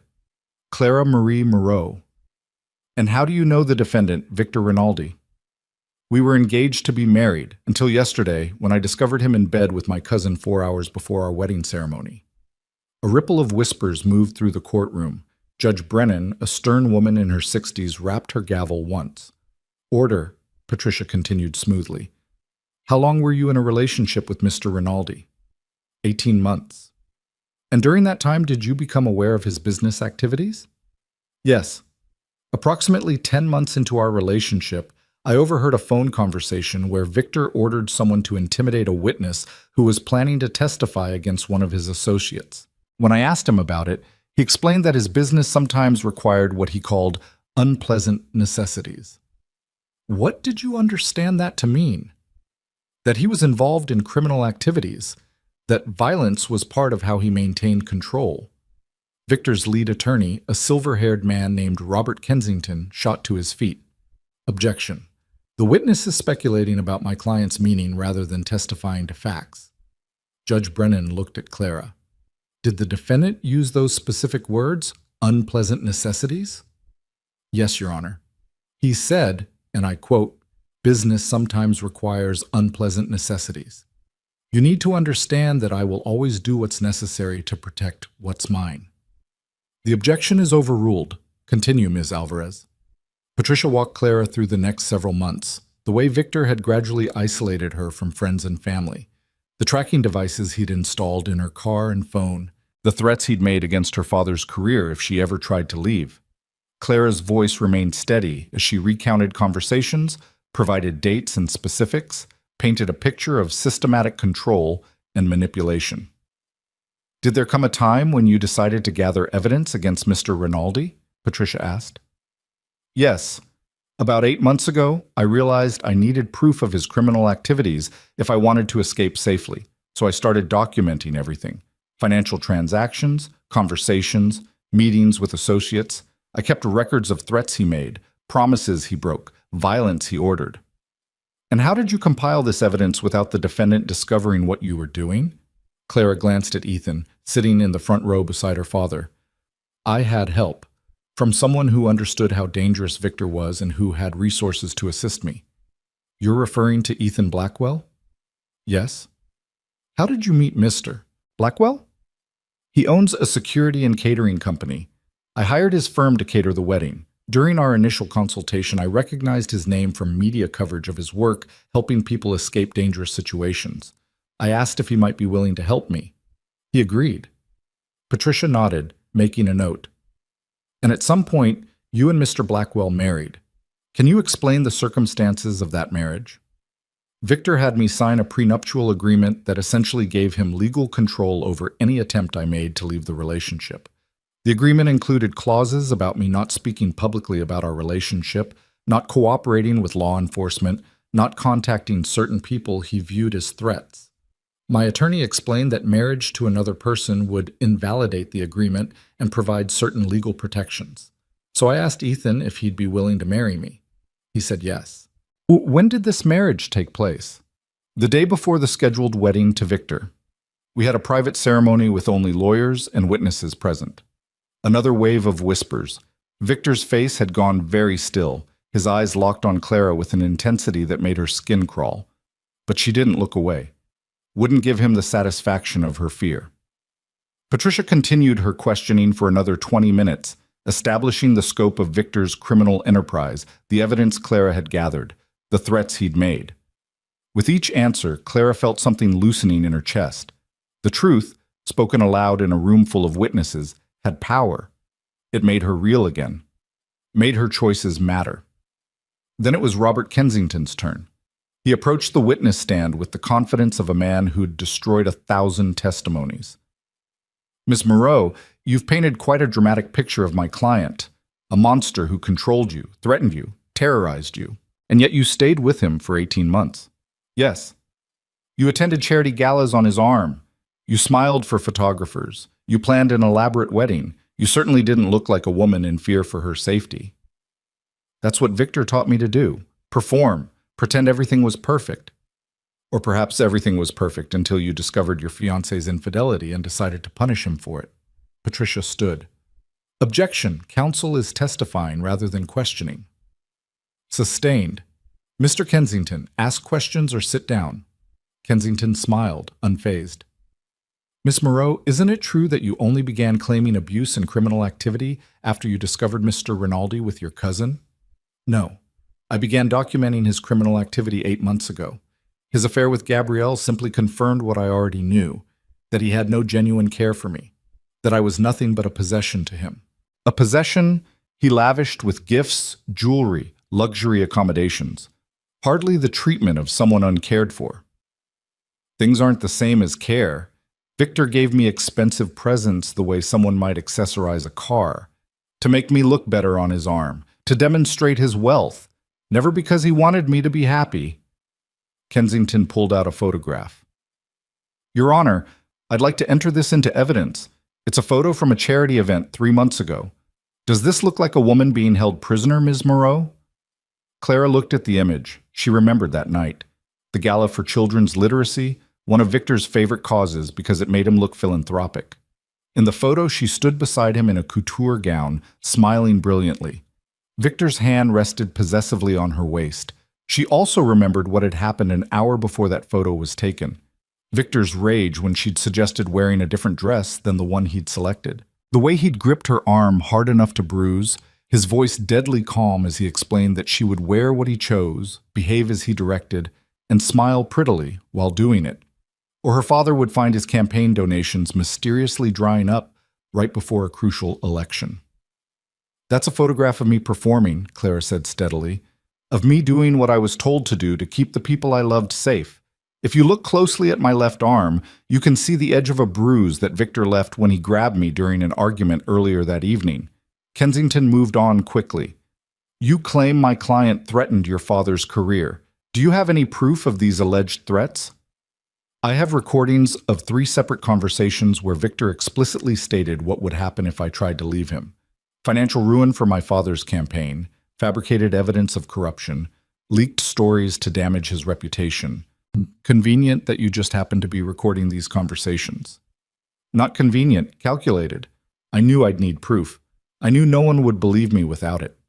Or perhaps you recorded carefully edited conversations spliced together to sound threatening when they were actually innocent discussions taken out of context. Patricia rose again. Your Honor, the defense has had full access to the recordings. Our forensic analysis confirms they're unedited and authentic. This line of questioning is purely for harassment. Judge Brennan nodded. Mr. Kensington, move on. But Kensington wasn't finished trying to destroy Clara's credibility. He questioned her about her relationship with Ethan, implying she'd been having an affair while engaged to Victor. He suggested she'd fabricated evidence because she wanted Ethan's money. He painted her as a gold digger who'd gotten cold feet about marrying a man with a complicated past and decided to ruin him rather than simply walk away. Clara answered each accusation calmly, her voice never rising, her composure never cracking. She'd known this was coming. Ethan had prepared her for exactly this kind of attack, and she'd decided she wouldn't let Victor's lawyer shame her for the crime of trying to survive. Mr. Kensington, she said finally, after 20 minutes of increasingly hostile questioning, you can paint me however you want. Scorned fiancé, gold digger, liar. But the evidence doesn't care about your narrative. The financial records showing money laundering are real. The testimony from Victor's former associates is real. The recordings are real. My fear was real. And nothing you say here today can change those facts. For the first time, Kensington looked uncertain. He glanced at Victor, who gave a tiny shake of his head. No further questions, Your Honor. Patricia conducted a brief redirect, allowing Claire to clarify a few points Kensington had tried to muddy. Then Judge Brennan excused her from the witness stand. Claire's legs felt shaky as she stood, but she walked past Victor with her head high. She didn't look at him, didn't give him the satisfaction of her attention. He was nothing to her now except evidence in a criminal case. The rest of the hearing was technical. Agent Chen testified about the FBI's investigation. A forensic accountant walked through Victor's money laundering scheme. Marco Santini, Victor's former lieutenant, took the stand via video link from protective custody and detailed orders Victor had given for intimidation, violence, and murder. With each testimony, Victor's empire crumbled a little more. His lawyers objected and argued and tried to poke holes in the prosecution's case, but the evidence was overwhelming. By the time Judge Brennan called for a recess, even Kensington looked defeated. Clara sat in the gallery between Ethan and her father, exhausted but grimly satisfied. She'd done it, testified truthfully, maintained her composure, refused to be intimidated. Whatever happened next, she'd told her truth. During the recess, they retreated to the conference room. Clara drank water with shaking hands while Patricia reviewed her notes. You were perfect up there, Patricia said. Calm, credible, unshakable. Kensington tried every trick in his arsenal, and you didn't budge. I wanted to, Clara admitted. When he implied I was lying about the threats, about the control, I wanted to scream at him. But you didn't. That's what matters. Juries trust composure.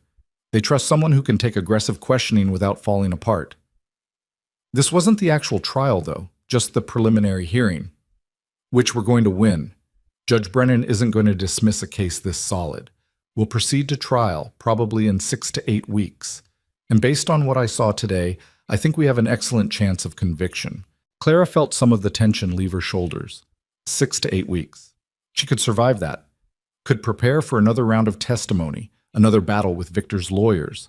As long as she knew there was an endpoint, she could endure anything. Ethan's phone buzzed. He glanced at it, and his expression went carefully neutral. We have a problem. What kind of problem? Agent Chen asked. My security team just intercepted communications between Victor's remaining lieutenants. They're planning something for tonight, some kind of retaliation. Clara's blood went cold. Retaliation against who? You. And anyone they think helped you. Ethan's eyes met hers. They're going after your father, Rachel, and several of the FBI agents who arrested Victor. They want to send a message that testifying against Victor Rinaldi has consequences. Senator Moreau stood abruptly. They're threatening my daughter because she told the truth? They're desperate, Agent Chen said grimly. Victor's entire organization is collapsing. The people still loyal to him are trying to salvage something from the wreckage. Intimidating witnesses is their best play. Then we protect the witnesses, Patricia said. Get everyone to safe locations, increase security, make it impossible for them to follow through on these threats.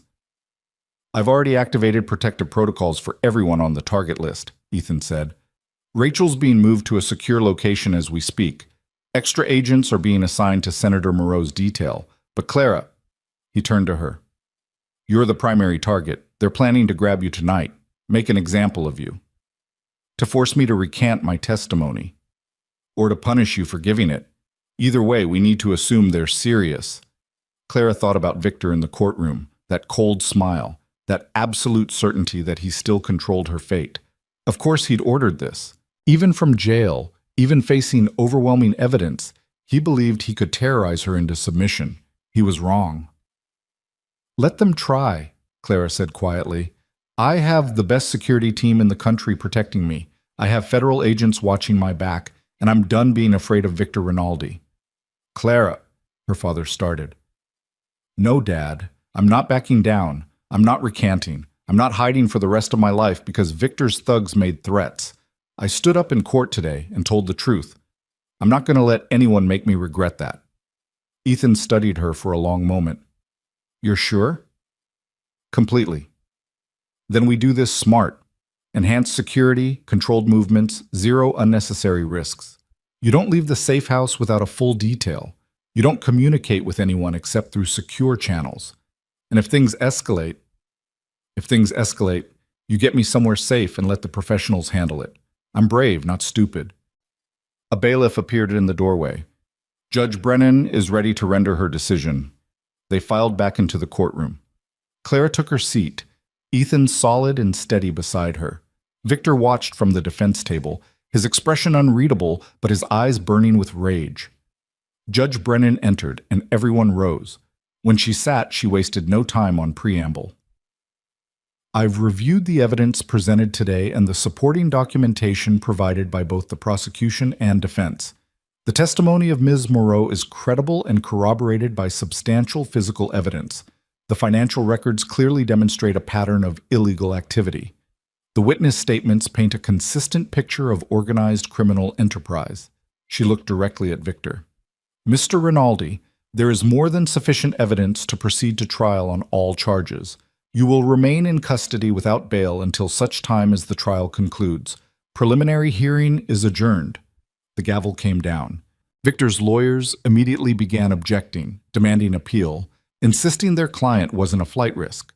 But Judge Brennan was already leaving the bench, and the bailiffs were already moving to escort Victor back to holding. As they led him past Clara's row, Victor stopped, turned, looked directly at her with eyes full of dark promise. "This isn't over," he said quietly. "You're mine, Clara. You'll always be mine. And when I get out of this cage, I'm going to remind you exactly what happens to things that belong to me when they try to run." "Keep moving, Rinaldi," a bailiff ordered. But Victor held Clara's gaze for another heartbeat. "You made a mistake marrying Blackwell. You made a bigger mistake thinking you could testify against me and walk away clean. I'm going to take everything from you, your freedom, your safety, everyone you love. And when you're broken and begging, I'll decide whether you deserve mercy."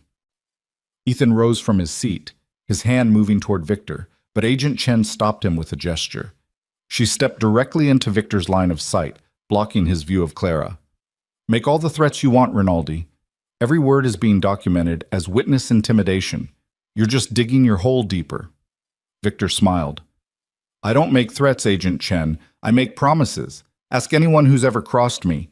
They'll tell you, if they're still alive to talk." The bailiffs hauled him away finally, but his words lingered in the courtroom like poison. Clara sat frozen, her earlier courage evaporating under the weight of his certainty. He meant it, every word. He would come for her if he got the chance. Would destroy everything she cared about to punish her for choosing herself. "Clara." Ethan's hand settled on her shoulder. "Look at me." She turned, meeting his steady gray eyes. "He's trying to scare you. That's all he has left. Words. He can't actually hurt you. We won't let him." "You heard what he said. When he gets out, he's not getting out. The evidence is overwhelming. He'll be convicted, and he'll spend the rest of his life in prison. Those threats are the last desperate gasps of a man who's lost everything." Clara wanted to believe him, but she'd seen Victor operate for 18 months, seen him destroy people who crossed him, ruin careers with a phone call, make problems disappear with terrifying efficiency. Words like prison and conviction seemed flimsy against that kind of ruthless power. Her father pulled her into another embrace as they left the courtroom. "You were so brave today, sweetheart. So strong." "I don't feel strong. I feel like I just painted a target on everyone I love." "You exposed a criminal. That's exactly what you should feel proud of, not guilty about." Victor Rinaldi made his own choices. The consequences are his to bear. They exited through a side door to avoid the media circus at the front entrance. Ethan's security team had 3 SUVs waiting, engines running, forming a protective convoy. Clara climbed into the middle vehicle, bracketed by Ethan and Agent Chen, feeling like a prisoner being transported rather than a free woman. Maybe that's what she'd always be now. Free in theory, but trapped by Victor's shadow. Afraid to live normally because somewhere out there, his organization was planning ways to hurt her. As if reading her thoughts, Ethan said quietly, "This gets better." I know it doesn't feel like it right now, but time and distance help. Once Victor's convicted, once his organization is fully dismantled, you'll be able to breathe again. How long does that take? For most people, months, sometimes years. Trauma doesn't follow a schedule. He paused. But you're not most people, Clara. You planned an escape for 6 months, married a stranger to protect yourself, and stood up in court today against one of the most dangerous men in New York. If anyone can rebuild from this, it's you. Clara leaned her head against the window, watching the city pass by.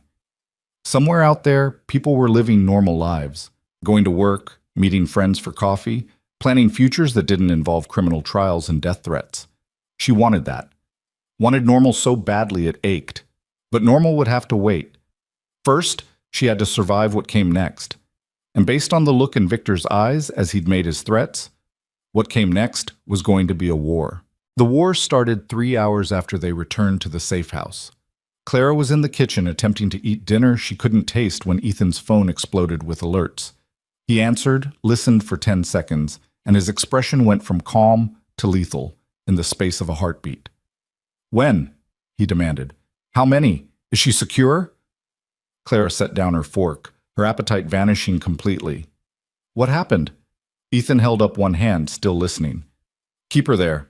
Triple the perimeter. I want eyes on every approach and background checks on anyone within 100 yards. He ended the call and turned to Clara, his voice carefully controlled.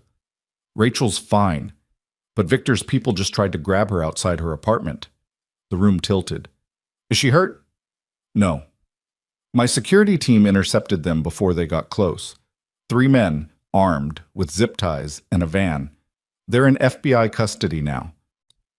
Ethan moved to the window, scanning the street outside with the kind of alertness that reminded Clara he'd been a soldier long before he became a billionaire. This is escalating faster than we anticipated. Victor's not waiting for trial. He's making his move now. Agent Chen arrived 20 minutes later with 2 additional agents and a tactical assessment that made Clara's blood run cold.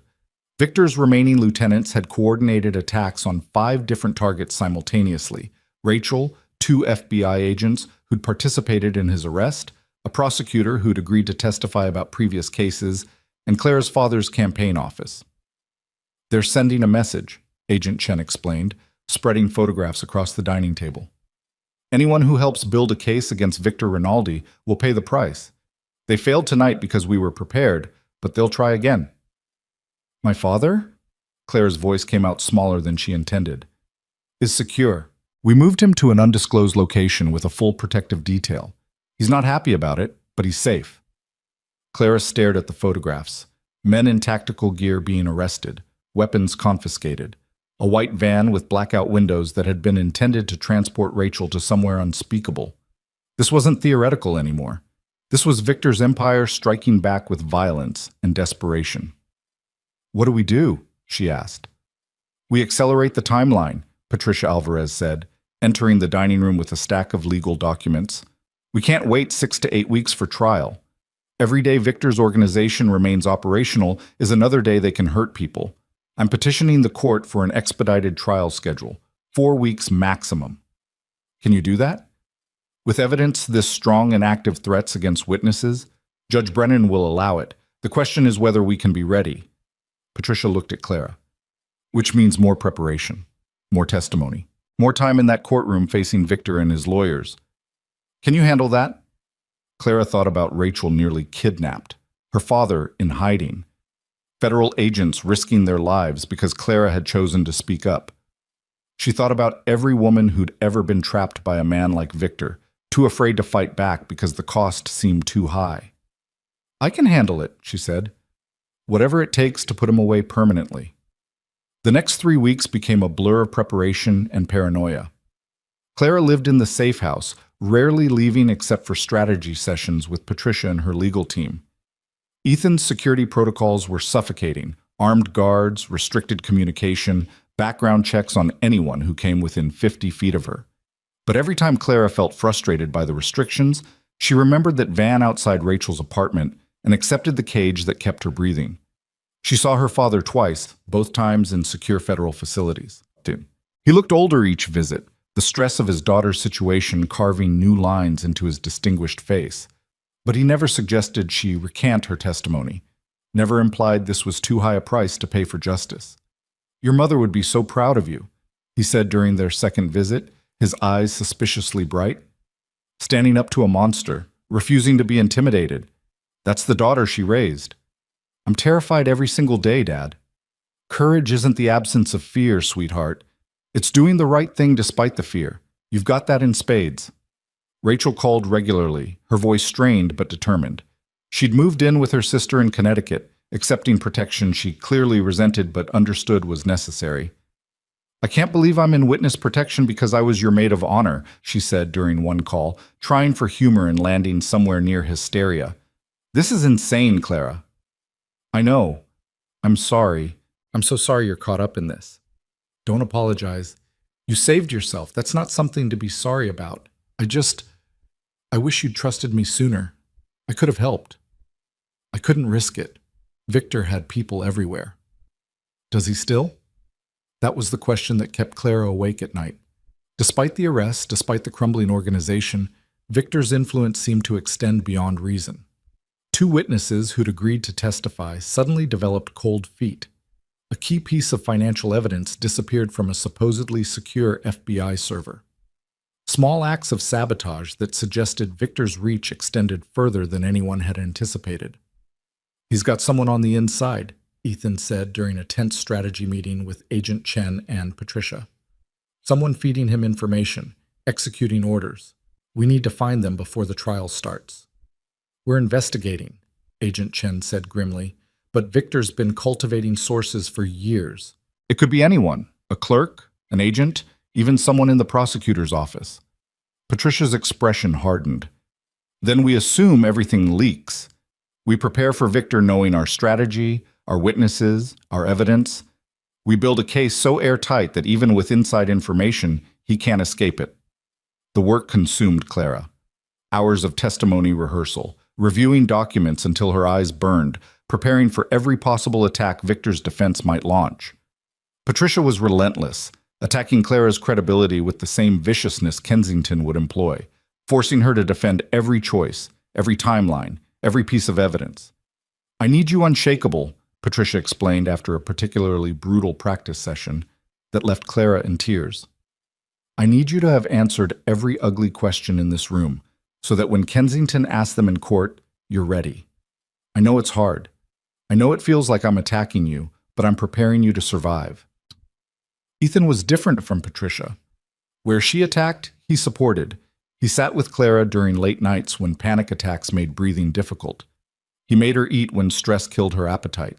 He never demanded she be stronger than she felt, just offered steady presence when strength failed. "Tell me about after," Clara said one night, 3 days before the trial. They were in the safe house living room, Ethan reviewing security reports while Clara pretended to read a book she couldn't focus on. "Tell me what happens when this is over." Ethan looked up, setting aside his tablet. "What do you want to happen?" "I don't know. Normal life seems impossible. How do I just go back to being a person after this?" "You don't go back. You go forward. You build something new from the pieces that survived." He paused, considering his words. "When I left military intelligence, I thought I'd never stop seeing threats everywhere. Every crowd was a potential ambush. Every stranger was a possible enemy. It took years before I could walk into a restaurant without calculating exit routes." "Does it ever stop completely?" "No, but it becomes background noise instead of screaming static. You learn to live with it." Ethan moved to sit beside her on the couch, close enough that she could feel his warmth but not touching. "What do you want, Clara? Not what you think you should want, not what makes sense. What does your gut tell you?" Clara closed her eyes, trying to imagine a future beyond courtrooms and safe houses. "I want to help people, other people trapped like I was. I want to use what I learned, what I survived, to make it easier for them to escape." "That's a good start." "And I want—" She hesitated, the words feeling too vulnerable to speak aloud. "I want to figure out who I am without Victor's voice in my head, without fear making every decision. I want to know what I actually like, what I actually want, without calculating whether it's safe or strategic or acceptable." "That's the work of healing," It takes time. What if I'm too damaged? What if I can't ever be normal again? Ethan's hand found hers, his grip warm and solid. Then you'll be extraordinary instead. Normal is overrated anyway. Despite the fear, despite the constant threat, Clara felt something shift between them during those weeks. The marriage that had started as legal strategy became something more complicated. Not romance exactly, though she couldn't deny the pull she felt toward him. More like partnership. Two people facing darkness together, learning each other's strengths and vulnerabilities in the process. Late one night, unable to sleep, Clara found Ethan in the kitchen making tea. He didn't seem surprised to see her, just pulled down a second mug and poured for both of them. "Can't stop thinking about tomorrow?" he asked. Tomorrow was the final preparation session before trial started. Patricia wanted one more run-through of Clara's testimony, one more chance to shore up weak points before they faced Victor in court. "I keep thinking about what he said, that I'm his, that I'll always be his." Clara wrapped her hands around the warm mug. What if he's right? What if no matter how many years he spends in prison, he still owns a part of me? He doesn't own anything unless you give it to him, and you've already taken back your power, Clara. You just haven't fully accepted it yet. How do you know? Because 3 weeks ago you testified against the most dangerous man in New York. You looked him in the eye and refused to be intimidated. That's not a woman who's owned by anyone. I was terrified. Terrified and brave. Those things coexist. Ethan set down his mug, his gray eyes serious. I've been doing this work for 5 years. I've helped dozens of people escape situations like yours. And I can tell within the first conversation whether they're going to make it, whether they've got the core of steel necessary to rebuild. You've got it, Clara. You just need to trust yourself. I trusted myself with Victor. Look how that turned out. You trusted the performance Victor gave you, the man he pretended to be. That's not a failure of your judgment. That's the success of his manipulation. Clara wanted to believe him, wanted to accept that she wasn't fundamentally broken, just temporarily damaged. But doubt was Victor's last gift to her, the lingering poison of his control making her question every instinct. The night before trial, Clara's father was allowed a final visit. They sat in the secure conference room, federal agents stationed outside, and he held her hands like she was still his little girl and not a 28-year-old woman about to testify against a mob boss. "I want you to know I'm proud of you," Senator Moreau said. "Win or lose tomorrow, guilty or not guilty, you stood up and told the truth. That takes more courage than most people have. What if the jury doesn't believe me? What if Kensington's attacks work, and they think I'm just a scorned woman making up stories? Then we appeal. We try again. We keep fighting until justice is served. But Clara, I've read the evidence. I've seen what Patricia's built. This case is solid. Victor Rinaldi is going to prison. And if he isn't, if somehow he walks free?" Her father's expression hardened. "Then I will use every resource, every connection, every favor I'm owed to make sure you're protected. He will not hurt you again. I promise you that." They embraced for a long moment, and Clara let herself be small again. Be someone's daughter instead of someone's victim or someone's witness. Just for a minute, she let herself feel protected instead of always protecting herself. When her father left, Ethan appeared with dinner neither of them would eat and a quiet strength that had become essential to Clara's survival. "Ready for tomorrow?" he asked. "No, but I'm going anyway. That's the only kind of ready that matters." The trial started on a cold Monday morning in March. Clara wore a simple gray suit, minimal jewelry, her hair pulled back in a neat bun. Professional, credible. Nothing Victor could use to paint her as vindictive or unstable. The courthouse was a fortress. Security checkpoints, metal detectors, armed officers everywhere. Victor's remaining supporters had threatened protests, violence, chaos designed to disrupt the proceedings. Instead, they'd been met with overwhelming force that made disruption impossible. Clara took her seat in the gallery beside Ethan, watching as the courtroom filled. Jury members filing into the box, 12 ordinary people who would decide Victor's fate. Prosecutors arranging documents with careful precision. Defense attorneys conferring in urgent whispers. And Victor himself, dressed in an expensive suit despite his custody status, looking every inch the successful businessman rather than the criminal monster. He caught Clara's eye across the courtroom and smiled. That same predatory smile from the preliminary hearing. The smile that said he still believed he'd win, still believed she'd break, still believed he owned her. Clara smiled back, not with warmth or challenge, but with certainty. She'd survived his worst already. Whatever happened in this courtroom, she would survive that too. Judge Brennan entered and the trial officially began. Opening statements painted vastly different pictures of Victor Rinaldi. Patricia presented him as a ruthless crime boss who'd built an empire on violence, corruption, and fear. Kensington painted him as a legitimate businessman targeted by vindictive ex-fiancée and overzealous prosecutors. The first week was testimony from FBI agents, forensic accountants, former associates, each one building the foundation of evidence against Victor, each one systematically dismantled by Kensington's aggressive cross-examination. The defense strategy became clear: attack every witness's credibility, suggest evidence was fabricated or misinterpreted, paint Victor as a victim of circumstance rather than architect of crime. Clara watched from the gallery, taking notes, preparing for her own testimony. She was scheduled for the second week, the prosecution's key witness, the one who could provide insider perspective on Victor's operation. The night before she testified, Clara couldn't sleep. She paced the safe house, reviewing her preparation, imagining every possible question. Ethan found her at 3 a.m. in the kitchen, still fully dressed, surrounded by documents. "You need rest," he said gently. "I need to be perfect tomorrow. I can't mess this up." "You won't mess up. You've prepared more than anyone I've ever seen. You know this case better than Patricia does at this point." "What if I freeze? What if I get up there and Victor looks at me and I just stop functioning?" Ethan knelt beside her chair, his hands covering hers. "Then you take a breath. Look at me in the gallery and remember that you're not alone, that you have an entire team behind you, that you've already survived the worst he could do." He paused. "And if you absolutely cannot continue, we ask for a recess. No one expects you to be superhuman, Clara." "Patricia does. Patricia expects you to be prepared and honest, that's all. The rest, the strength, the courage, the ability to face him, that's already in you. You've already proven that."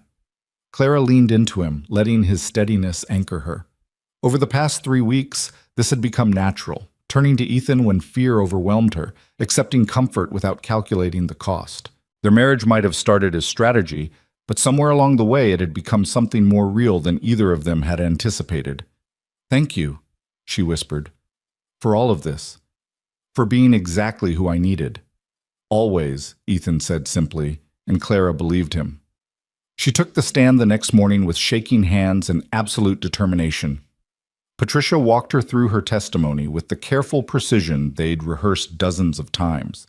Clara's voice remained steady as she described Victor's criminal activities, the threats he'd made, the systematic isolation and control. She provided dates, specifics, corroborating details that matched other witnesses' accounts. The jury listened with rapt attention. Several took notes. A few looked at Victor with expressions ranging from disgust to disbelief. Clara focused on Patricia, on the facts, on telling the truth exactly as it had happened.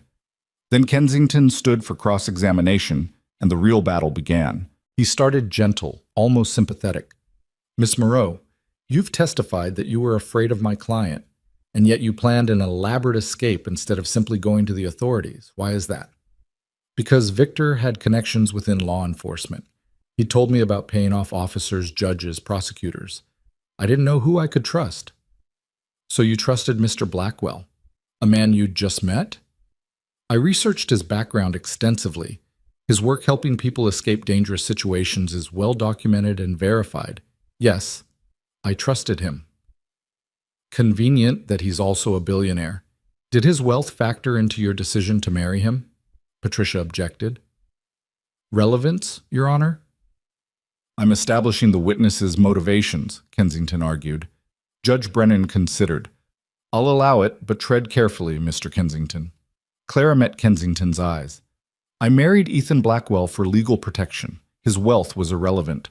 If he'd been a lawyer or a security guard or anyone else who could provide the same protection, I would have made the same choice. But he wasn't just anyone. He was a billionaire who could offer you a lifestyle even more luxurious than what my client provided. I didn't want luxury. I wanted freedom.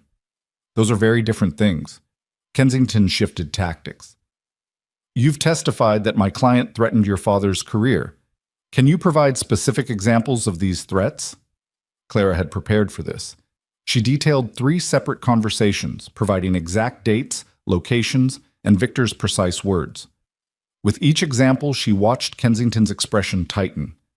The defense had clearly hoped she'd be vague, emotional, easy to discredit. Instead, she was specific, calm, methodical. You seem to have very detailed memories of these conversations, Kensington observed. I recorded them. As I testified earlier, I knew I'd need proof. How convenient that you just happened to be recording at exactly the right moments. It wasn't convenience, it was planning. Once I understood how dangerous Victor was, I recorded every significant conversation we had. I have over 60 hours of audio documentation. That clearly wasn't what Kensington wanted to hear. He moved on to her relationship with Gabrielle, trying to paint the affair as the real motivation for Clara's testimony. But Clara refused to be baited. Victor's infidelity confirmed what I already knew, that he didn't actually care about me as a person. But my testimony isn't about his affair, it's about his crimes. The two are separate issues. Yet you didn't discover his crimes until after you discovered his infidelity. That's incorrect. I discovered his criminal activities 8 months before the wedding. I discovered his affair with my cousin 4 hours before the ceremony. The timeline is well documented. Kensington tried for 2 more hours to shake Clara's testimony, to find inconsistencies, to make her emotional or confused. But Clara had lived this story, had documented it meticulously, had prepared for exactly this kind of attack. She answered every question calmly, referred to specific evidence when challenged, and refused to let him twist her words into something they weren't. Finally, looking frustrated and defeated, Kensington said, "No further questions." Patricia's redirect was brief, just a few questions to clarify points Kensington had muddied, to let Clara reaffirm her core testimony. Then Judge Brennan excused her from the stand. Clara walked past Victor on legs that barely held her weight. She'd done it. Testified completely, maintained credibility, provided the jury with everything they needed to understand who Victor really was. As she passed his table, Victor leaned close enough that only she could hear. "Enjoy your little victory. When I walk out of here free, the first thing I'm going to do is remind you who you belong to." Clara stopped, turned, looked at him directly for the first time since taking the stand. "I don't belong to you. I never did. And you're not walking out of here free. You're going to prison, Victor, for the rest of your life. And there's nothing you can do to stop it." She continued to her seat before the bailiff could intervene, before Victor could respond. Ethan stood as she approached, and she walked straight into his arms, letting him hold her while the courtroom buzzed with reaction to what had just happened. "You were magnificent," Ethan murmured against her hair. "Absolutely magnificent." Clara didn't feel magnificent. She felt wrung out, exhausted, hollowed by the effort of facing Victor and refusing to break. But she'd survived. That was enough. The trial continued for another week. More witnesses, more evidence, more legal maneuvering. The defense called character witnesses who swore Victor was a pillar of the community. The prosecution called victims who described the violence his organization had inflicted. Day by day, the case built toward conclusion. Finally, closing arguments. Patricia's was passionate and precise, laying out the overwhelming evidence of Victor's guilt. Kensington's was emotional and desperate, painting Victor as a successful businessman destroyed by vengeful ex-fiancé and ambitious prosecutors. The jury deliberated for 2 days. Clara spent them in the safe house, unable to eat or sleep or think about anything except 12 strangers deciding her future. If they found Victor guilty, she could start rebuilding. If they acquitted him, she'd spend the rest of her life running. Ethan stayed close during those 48 hours, offering quiet support and refusing to let her spiral completely into panic. "Whatever happens, we'll handle it," he said more than once. "Together." The call came at 4:17 p.m. on the second day. The jury had reached a verdict. The courtroom was packed when they arrived. Clara sat between Ethan and her father, her hands clenched so tight her nails drew blood from her palms. Victor sat at the defense table looking confident, relaxed, certain of his victory. The jury filed in. Clara tried to read their faces, their body language, searching for any hint of what they'd decided, but they were carefully neutral, giving nothing away. Judge Brennan called the court to order. "Has the jury reached a verdict?" The forewoman stood, a middle-aged woman in a cardigan who'd taken copious notes throughout the trial. "We have, Your Honor."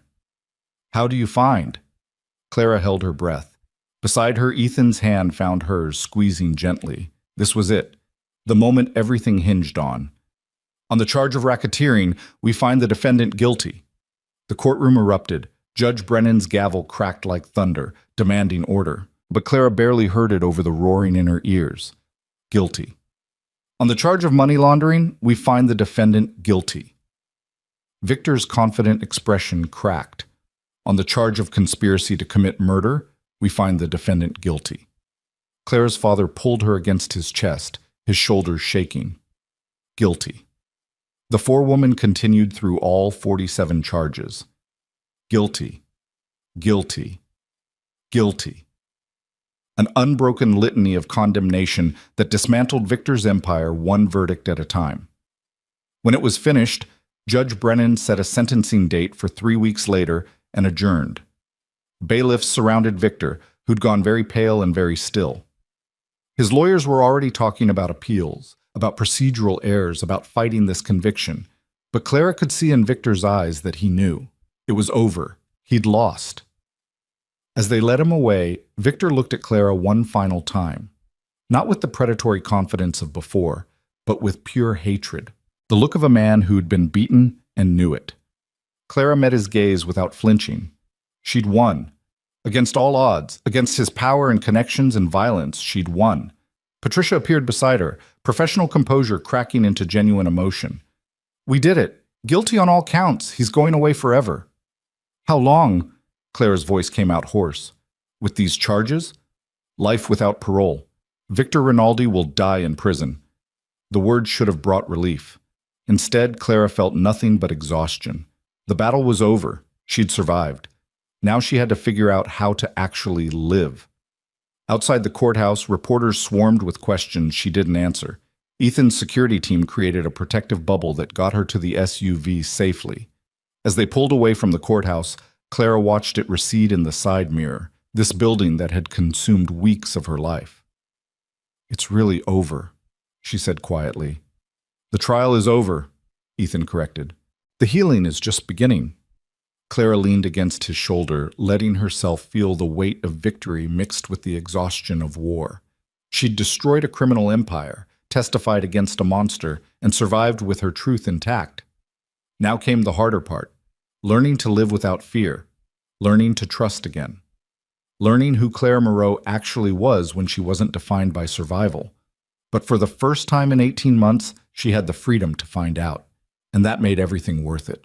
The 3 weeks between verdict and sentencing passed in a strange, suspended reality. Clara remained in the safe house, even though Victor was behind bars, because his organization, what remained of it, was still operational. Agent Chen warned that desperate men made desperate choices, and Victor's remaining loyalists might see his sentencing as their last chance to strike. But something had shifted after the guilty verdict. The phone calls intercepted by Ethan's security team changed in tone. Less talk of retaliation, more discussion of self-preservation. Victor's empire was collapsing in earnest now, his associates scrambling to cut deals with prosecutors, to distance themselves from the sinking ship. "They're turning on him," Agent Chen explained during one of her regular briefings. "We've had 6 people approach us offering testimony in exchange for reduced sentences. The organization is eating itself alive." Clara should have felt satisfaction. Instead, she felt hollow. The trial had consumed so much energy, so much focus, that its conclusion left a void she didn't know how to fill. She'd spent 18 months surviving Victor, then 6 months planning her escape, then another month fighting for his conviction. Now that the battle was over, she didn't know who to be. Ethan noticed, of course. He noticed everything. "You're drifting," he said one evening, finding her staring out the window at nothing in particular. "You did that yesterday too. Just standing somewhere, looking at nothing." "I don't know what to do with myself. For 2 years, every decision I made was about survival. Now I don't have to survive anymore. I just have to live. And I don't remember how." Ethan settled beside her, close but not touching, giving her space to feel without crowding. What did you like before Victor? What made you happy? Clara tried to remember. I taught literacy classes at a community center. I read constantly, novels, history, poetry. I had this whole friend group that would meet for brunch every Sunday and argue about books and politics and terrible dating stories. She laughed, but it came out bitter. That person feels like someone I made up, like she never actually existed. She existed. She's just been buried under trauma for a while. But you can find her again if you want to. What if I don't want to? What if I'm too different now, too damaged to go back to being that naive girl who thought the world was fundamentally safe? Then you become someone new. Someone who's seen darkness but chooses light anyway. Someone who knows how dangerous the world can be but engages with it courageously. Ethan finally reached for her hand, his touch gentle and grounding. You don't have to be who you were, Clara. You just have to decide who you want to be next. The question haunted her through the following days. Who did she want to be? Not Victor's victim. She'd fought too hard to escape that identity. Not just a survivor either, though survival was worth celebrating. Something more. Something purposeful. The answer came during an unexpected conversation with Patricia Alvarez. They met for coffee at a secure location to discuss Clara's victim impact statement for the sentencing hearing. Patricia had come prepared with a template, suggestions, legal guidance. But halfway through reviewing it, she set down her notes and studied Clara with sharp attention. Can I ask you something off the record? Of course. What are you going to do now, after sentencing, after all of this is truly finished? Clara had been asked this question a dozen times. Usually she deflected, changed the subject, admitted she didn't know. But something about Patricia's directness invited honesty. I want to help people, other people trapped like I was. I don't know exactly how yet, but I know I can't just move on, pretend it never happened, build some normal life and ignore that there are women out there right now experiencing what I went through. Patricia smiled, genuine warmth breaking through her professional demeanor. I was hoping you'd say that, because I have a proposal for you. The proposal was ambitious and a little terrifying. Patricia wanted to establish a specialized unit within the prosecutor's office focused on cases involving intimate partner violence within organized crime.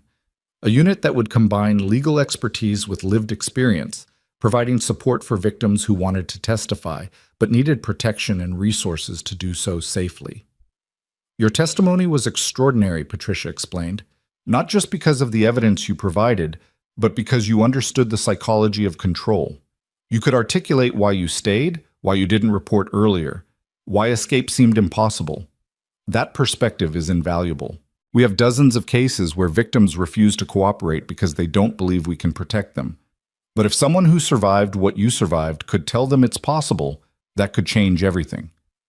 You want me to work for the prosecutor's office? I want you to help us build something that didn't exist for you, a comprehensive support system for victims who want to fight back but don't know how. Patricia paused. Obviously, this isn't something you'd start immediately.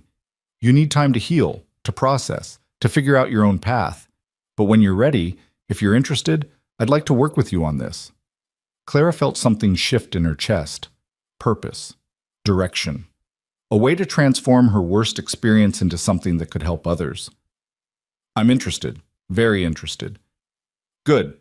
Then let's talk after sentencing, once Victor's officially put away and you've had time to breathe. Clara left that meeting feeling more grounded than she had in weeks. She had a direction now, something to work toward that wasn't just about escaping or surviving, but about building something meaningful. She told Ethan about Patricia's proposal that night over dinner. Neither of them cooked. They'd both given up pretending either was domestic and just ordered takeout. He listened carefully, asking questions, considering the implications. It's going to be difficult, he said finally. Emotionally exhausting. You'll be reliving your trauma regularly, hearing other women's stories that might trigger your own memories. Are you sure you want to take that on? I'm not sure of anything, but I know I can't just forget what happened to me. And if talking about it, using what I learned, can help even one person escape faster than I did, that seems worth the difficulty. Ethan's smile was warm with approval, and something deeper Clara was beginning to recognize as affection. Then I'll support you however I can. Resources, security, legal expertise, whatever you need. You've already done so much. You can't just keep, I can and I will. We're partners, Clara. In the legal sense, yes, but also in the practical sense. Your safety, your well-being, your ability to build the life you want, those things matter to me. Clara set down her chopsticks, studying the man across from her. Ethan Blackwell, who'd married a desperate stranger to help her escape, who'd risked his business, his safety, his entire life to support her fight against Victor, who'd spent the past 2 months providing steady, patient support without demanding anything in return. Why? She asked quietly. Why do you care so much? I know you said you help people, that this is what you do, but this feels like more than professional obligation. Ethan was silent for a long moment, his gray eyes distant with memory. I told you once that I started this work because someone I cared about needed help and didn't get it in time. What I didn't tell you was that person was my mother. Clara's breath caught. My father was a successful attorney, well-respected, charming, connected. He was also violently abusive behind closed doors. My mother tried to leave twice. Both times, he used his connections to destroy the cases against him, to paint her as unstable, to make it legally impossible for her to escape with me and my sister. His voice remained carefully controlled, but Clara heard the pain underneath. She died when I was 19. Car accident, officially. But I've always believed she was running again, that she was so desperate to escape she wasn't paying attention to the road. Ethan, I spent years being angry, at her for not fighting harder, at myself for not being old enough to protect her, at a system that failed her repeatedly. Then I joined the military, learned about tactics and strategy and how to actually help people instead of just being angry. When I left and started my security company, I made a promise. No one else would die because they didn't have the resources to escape. No one else would feel as hopeless as my mother must have felt. Clara reached across the table, covering his hand with hers. I'm sorry. I'm so sorry you lost her that way. I'm sorry you know what she went through, but I'm grateful you survived it, and I'm honored I could help you do what she never got the chance to do, fight back and win. They sat in silence for a while, holding hands across takeout containers, two people shaped by violence and loss choosing connection anyway. Clara realized with sudden clarity that what she felt for Ethan wasn't gratitude or obligation or even the simple affection of friendship. It was something deeper, more complicated, more real than anything she'd felt for Victor during their entire relationship. What happens to us? She asked. To this marriage? After sentencing, after things settle, when I don't need legal protection anymore? Ethan's thumb traced gentle circles on her palm. That depends on what you want. We can annul it quietly. Remain friends, go our separate ways with good memories. He paused, his eyes searching hers. Or we could see if this thing between us, this partnership that started as strategy, could become something more. On your timeline, your terms, no pressure.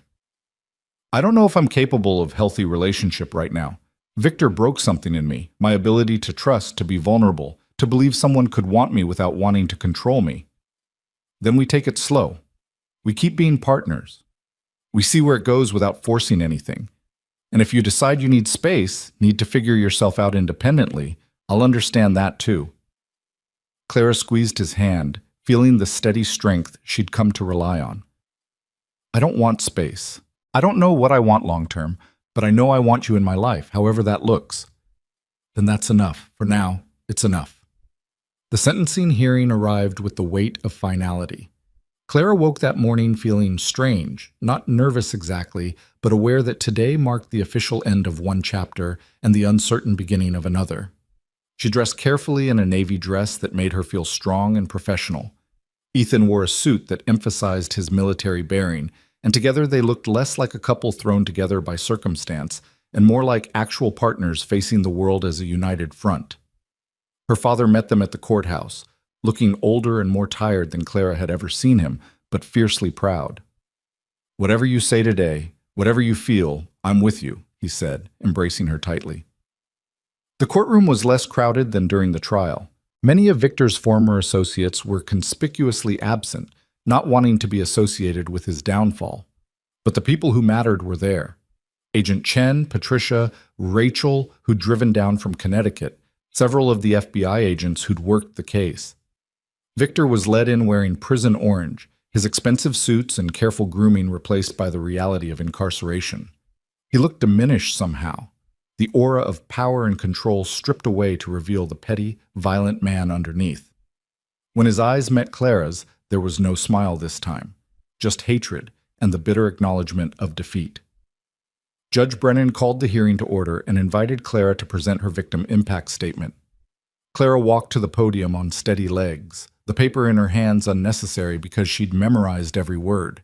She looked at Victor directly, refusing to let him see fear. Your Honor, for 18 months, I was engaged to Victor Rinaldi. During that time, he systematically isolated me from friends and family, monitored my every movement, threatened the people I loved, and made me believe I had no options except to submit to his control. He told me I belonged to him, that I would always belong to him, that trying to leave would result in consequences I couldn't imagine. Her voice remained steady, clear, carrying to every corner of the courtroom. He was right about the consequences. Leaving him did result in violence, threats, and ongoing danger. But he was wrong about ownership. I never belonged to him. I was a human being who made a mistake in trusting the wrong person, and I paid for that mistake with months of fear and psychological torture. What Victor didn't anticipate was that fear has limits, that control is an illusion, that eventually even the most terrified person will find their breaking point and fight back. She saw Victor's jaw tighten, his hands clench. I'm not asking this court for vengeance. I'm asking for justice, for recognition that what Victor Rinaldi did to me, and to countless others, was criminal. That using fear and violence to control another person is a crime worthy of the maximum penalty. I'm asking that he be held accountable not just for the financial crimes and organized criminal activity, but for the systematic destruction of human autonomy and dignity that was at the heart of his operation. Clara paused, letting the weight of her words settle. I will carry the scars of my time with Victor Rinaldi for the rest of my life. I will struggle with trust, with fear, with the lingering voice in my head that tells me I'm not strong enough to protect myself. But I will also carry the knowledge that I survived, that I fought back, that I won. And every day I live free of his control is a testament to the fact that people like Victor Rinaldi don't get to decide our worth or our future. We decide that ourselves. She looked away from Victor finally, addressing Judge Brennan directly. I ask that you impose the maximum sentence allowed by law, not because I believe it will undo the harm he caused, but because it will prevent him from causing that harm to anyone else. Thank you. Clara returned to her seat between Ethan and her father, both of whom squeezed her hands in silent support. She'd said what needed saying. Now it was up to the judge. Judge Brennan reviewed her notes, her expression grave. Then she looked at Victor, who sat with carefully maintained composure that couldn't hide the fury in his eyes. Mr. Rinaldi, you have been found guilty of 47 separate counts, including racketeering, money laundering, conspiracy to commit murder, witness intimidation, and numerous other charges. The evidence presented at trial demonstrated a pattern of criminal behavior spanning decades. But what strikes me most profoundly is the testimony regarding your systematic abuse of intimate partners, your use of fear and control to manipulate vulnerable people, your absolute lack of remorse for the harm you've caused. Victor's attorney started to object, but Judge Brennan cut him off with a look. I have presided over hundreds of criminal cases. I have sentenced murderers, rapists, terrorists, but rarely have I encountered someone who so thoroughly embodied the concept of evil disguised as respectability. You used your wealth, your connections, your intelligence to build an empire of violence, and you did so while pretending to be a pillar of the community. She closed the file in front of her with decisive finality. On the charge of racketeering, I sentence you to 20 years in federal prison. On the charge of money laundering, 15 years. On conspiracy to commit murder, life without possibility of parole. These sentences will run consecutively. Additionally, I am ordering the forfeiture of all assets connected to your criminal enterprise to be distributed to victims and used to fund programs supporting survivors of domestic violence. The math was simple. Victor Rinaldi would die in prison. There would be no parole, no early release, no possibility of escape. He would spend the rest of his life behind bars, powerless and isolated, experiencing a fraction of what he'd inflicted on others. Victor showed no reaction as the sentence was read, but Clara saw his hands tremble slightly before he clenched them into fists. She saw the moment reality truly penetrated, that this was permanent, irreversible, the absolute end of everything he'd built. "Do you have anything to say before I finalize this sentence?" Judge Brennan asked. Victor stood slowly. For a moment, Clara thought he might apologize, might show some fragment of remorse or humanity. Instead, he turned to look directly at her. "This isn't over, Clara. Prison bars won't protect you forever. Eventually—" "Enough!" Judge Brennan's voice cracked like a whip. "Mr. Rinaldi, you are in contempt of court. Bailiffs, remove him, and add witness intimidation to the record. I want that charge prosecuted separately." Bailiffs surrounded Victor, but he kept his eyes locked on Clara as they hauled him toward the door. "You made a mistake. I said remove him. Now." They dragged Victor from the courtroom, still making threats, his voice echoing until the door closed and cut him off. Clara sat frozen, her heart pounding, the taste of fear sharp in her mouth, despite the fact that Victor was the one in chains. Ethan's arm came around her shoulders. "He can't hurt you. Not anymore." Those were just words from a desperate, defeated man. He sounded so certain. "He's going to die in prison, Clara. That's certainty. Everything else is just noise." Patricia appeared beside them, her expression a mixture of satisfaction and sympathy. "We'll prosecute that final threat. Add more time to his sentence, not that it matters when he already has life without parole. But I want it on record that even in defeat, he remained dangerous. What if he has people on the outside? People who'd act on his orders? His organization is gone. We've arrested or flipped everyone with any real power. The few still loyal to him are too focused on their own legal troubles to carry out revenge plots. You're safe, Clara. Truly safe." Agent Chen confirmed this assessment when she joined them outside the courtroom. "We've been monitoring communications from the prison. Victor's tried to reach out to former associates. Every single one has refused contact. He's toxic now. No one wants to be connected to him." Clara wanted to believe them, wanted to accept that it was truly over, that she could stop looking over her shoulder and scanning crowds for threats. But years of fear didn't dissolve in an instant just because a judge said they should. The weeks following sentencing were strange. Clara remained in the safe house initially, partly because old habits died hard, and partly because she needed time to adjust to the concept of freedom. But gradually, with Ethan's patient support, she began venturing out. First, just short trips with security escorts, coffee shops and bookstores, places that felt safe and public. Then longer excursions. A museum she'd loved before Victor. The community center where she used to teach literacy classes. Each trip was a small reclamation of territory Victor had stolen from her. Rachel visited, and they spent an entire day talking, crying, rebuilding a friendship that had been damaged by Clara's necessary secrets. "I understand why you couldn't tell me," Rachel said. "I hate it, but I understand it. Just promise me, no more secrets. Whatever happens next, we're honest with each other. I promise." Clara's father helped her navigate the media attention that followed the sentencing. Reporters wanted interviews, book deals, television appearances. Clara declined most of them, but she agreed to one carefully controlled interview where she could tell her story on her own terms and hopefully help other women recognize the signs of abusive relationships.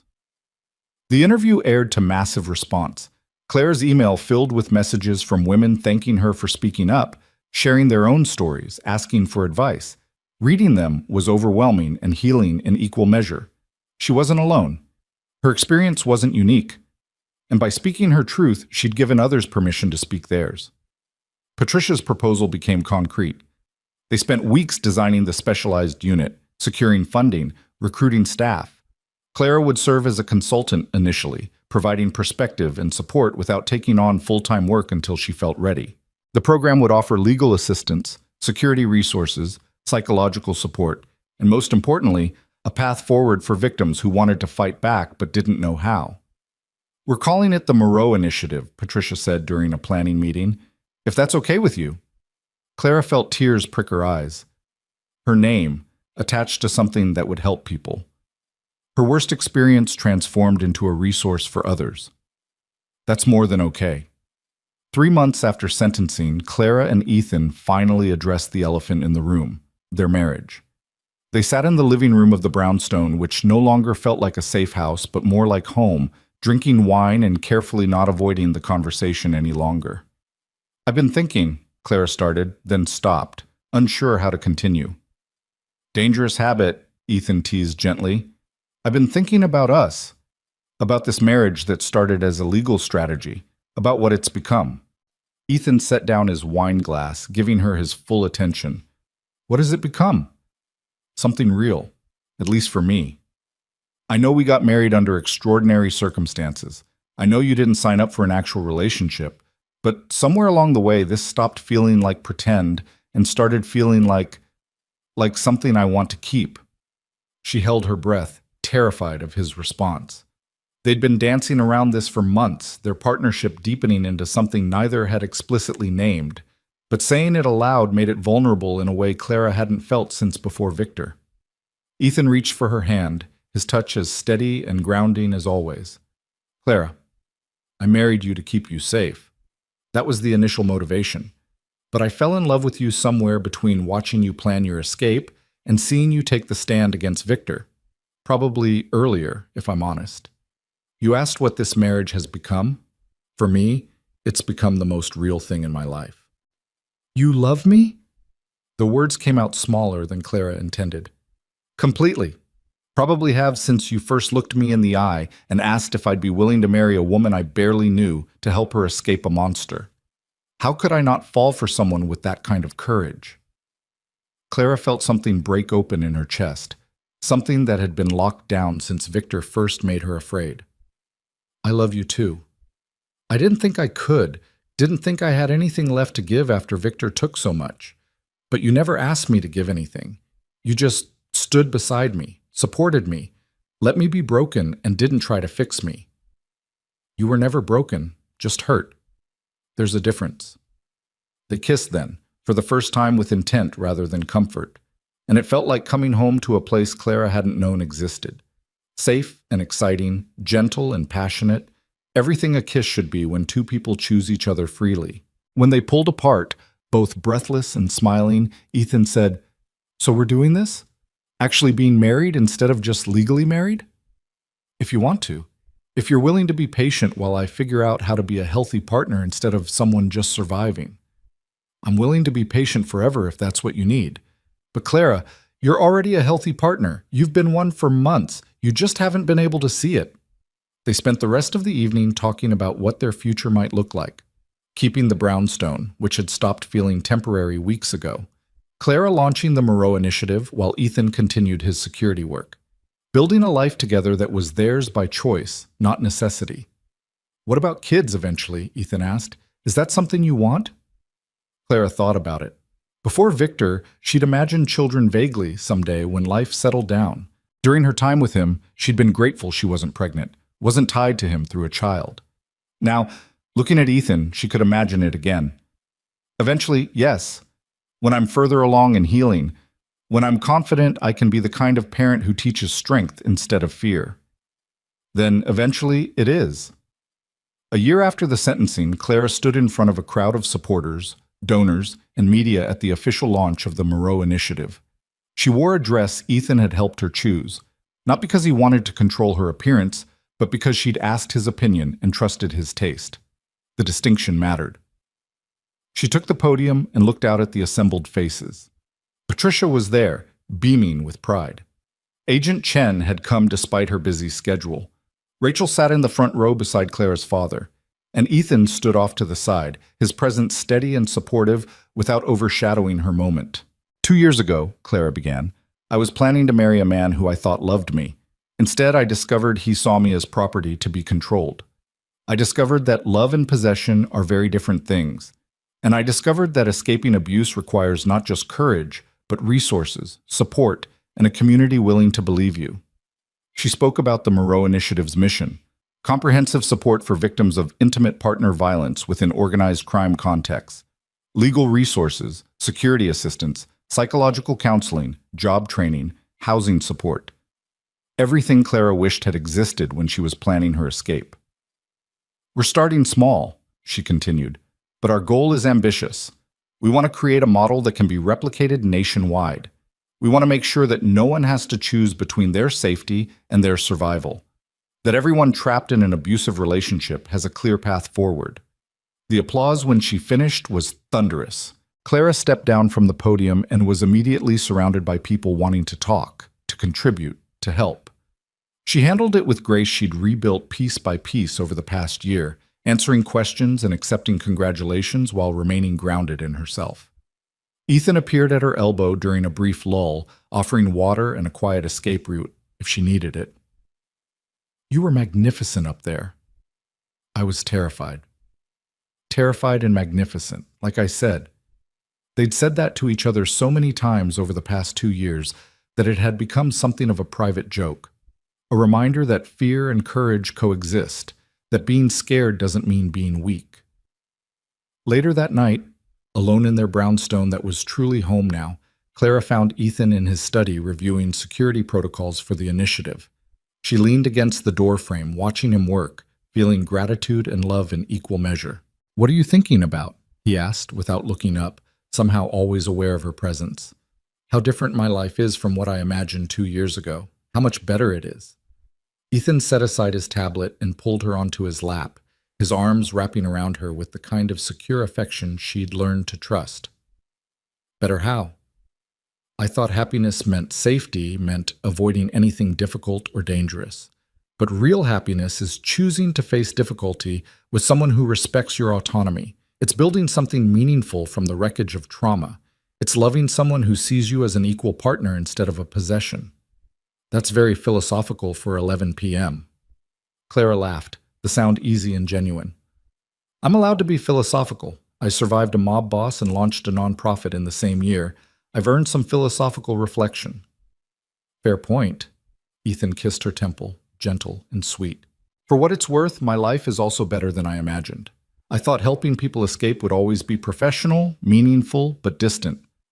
Then you walked into my office asking about catering and looking at me like I might be your only hope, and everything changed. I'm glad I changed it." "Me too." They sat in comfortable silence, two people who'd found each other in crisis and chosen to build something lasting from that chaotic beginning. Clara knew there would be hard days ahead. Trauma didn't heal linearly. She'd have nightmares and panic attacks and moments when Victor's voice echoed in her head despite him being locked away forever. But she also knew she wouldn't face those moments alone.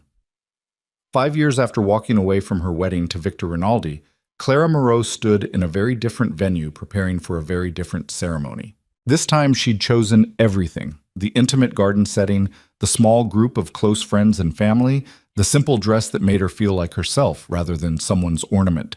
The Moreau Initiative had expanded to 6 cities. Clara directed the program while also completing her graduate degree in social work. She'd published a memoir that became a bestseller and used the proceeds to fund additional services for survivors. She'd testified before Congress about the intersection of organized crime and domestic violence. She'd become a voice for people who'd lost their own. But today wasn't about any of that. Today was about celebrating the marriage that had started as legal strategy and become the foundation of her life. Ethan waited at the altar, a simple arch of flowers in their own garden behind the brownstone they'd made into a real home. He wore a suit Clara had helped choose, and his eyes shone with emotion as she walked toward him on her father's arm for the second time. But this walk was different. No security team scanning for threats. No fear of the man waiting for her. Just joy and choice, and the absolute certainty that she was exactly where she belonged. "We're already married," Ethan had said when Clara first proposed renewing their vows. "Legally, we're covered." "I know. But we got married in a lawyer's office with strangers as witnesses because I was desperate and terrified. I want to marry you again when I'm free and happy and choosing you for all the right reasons." So here they were, surrounded by everyone they loved, celebrating a marriage that had saved Clara's life and become Ethan's greatest joy. The ceremony was simple. They'd written their own vows, both wanting to speak their truth without traditional formulas dictating the words. Clara went first, her voice steady as she looked at the man who'd stood beside her through the worst and best moments of her life. "Ethan, You married me when I had nothing to offer except desperation and determination. You asked for nothing in return except the chance to help. You taught me that real partnership means supporting each other's autonomy, not controlling it. That real love means choosing someone every day, not claiming ownership. You saw me at my most broken and never tried to fix me. You just helped me find the tools to fix myself. I'm choosing you today, not because I need you to survive, but because I want you beside me while I live. I love you completely, freely, joyfully, and I promise to spend the rest of my life being the partner you deserve. Ethan's eyes were suspiciously bright as he began his own vows. Clara, the day you walked into my office and asked if I'd be willing to marry you, I thought I was helping you escape. I didn't realize you'd be saving me too. You taught me that the work I do isn't just about tactics and security. It's about human connection and trust and believing in people's capacity to transform their own lives. You survived something that would have destroyed most people, and you didn't just survive, you thrived. You built something beautiful from the wreckage. You chose yourself when it would have been easier to stay trapped. And then you chose me, which remains the greatest honor of my life. I promise to spend forever supporting your dreams, celebrating your strength, and loving you exactly as you are. They exchanged rings, new ones, chosen together, symbols of the marriage they'd built rather than the emergency measure it had started as. When the officiant pronounced them married, the kiss they shared was witnessed by everyone who mattered, a public declaration of private devotion. Rachel caught Clara afterward, pulling her into a tight embrace. You did it. You actually did it. Escaped the monster, brought down his empire, and found real love in the process. That's the best revenge possible. It's not revenge, Clara corrected gently. It's healing. Revenge would mean Victor still occupied space in my head. She gestured at the celebration around them, at Ethan talking with her father, at the friends and colleagues who'd supported her journey. This is me choosing to fill that space with joy instead. Her father appeared beside them, his eyes damp with emotion.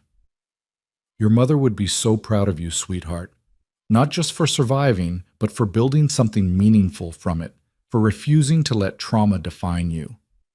I had good examples, Clara said, squeezing his hand.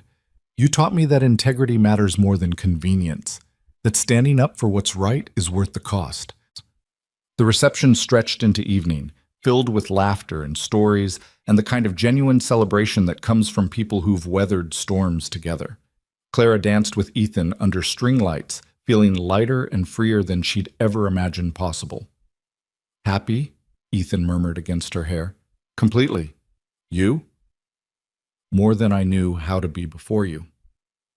Later, as guests departed and quiet settled over their home, Clara and Ethan stood in the garden where they'd just celebrated their vows.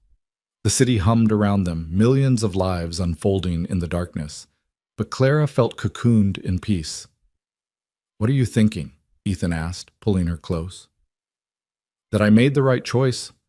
Walking away from that wedding 5 years ago, fighting back against Victor, trusting you, building something meaningful from the wreckage. All of it. Every difficult, terrifying, necessary choice led me here. Led me to this moment, this life, this love. No regrets? Not a single one. Clara thought about the woman she'd been 5 years ago, desperate, trapped, planning an escape she wasn't sure would work. That woman had been brave beyond measure, but she'd also been broken in ways she hadn't fully understood yet. She'd needed saving, and she'd saved herself. The woman Clara was now had been built from those broken pieces. Stronger for having shattered and reassembled herself, wiser for having seen darkness and chosen light anyway, freer for having fought for every inch of autonomy and dignity she now possessed. Victor Rinaldi was still alive, still serving his life sentence in a federal prison. Clara rarely thought about him anymore. He'd lost his power the moment she'd walked away from that altar and chosen herself. Everything after that had just been confirmation of what she'd already known, that he couldn't own what had never belonged to him.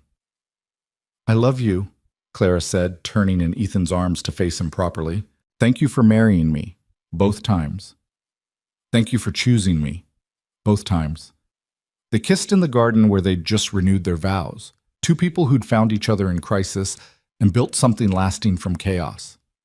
And when they finally went inside, Leaving the string lights glowing behind them, Clara didn't look back.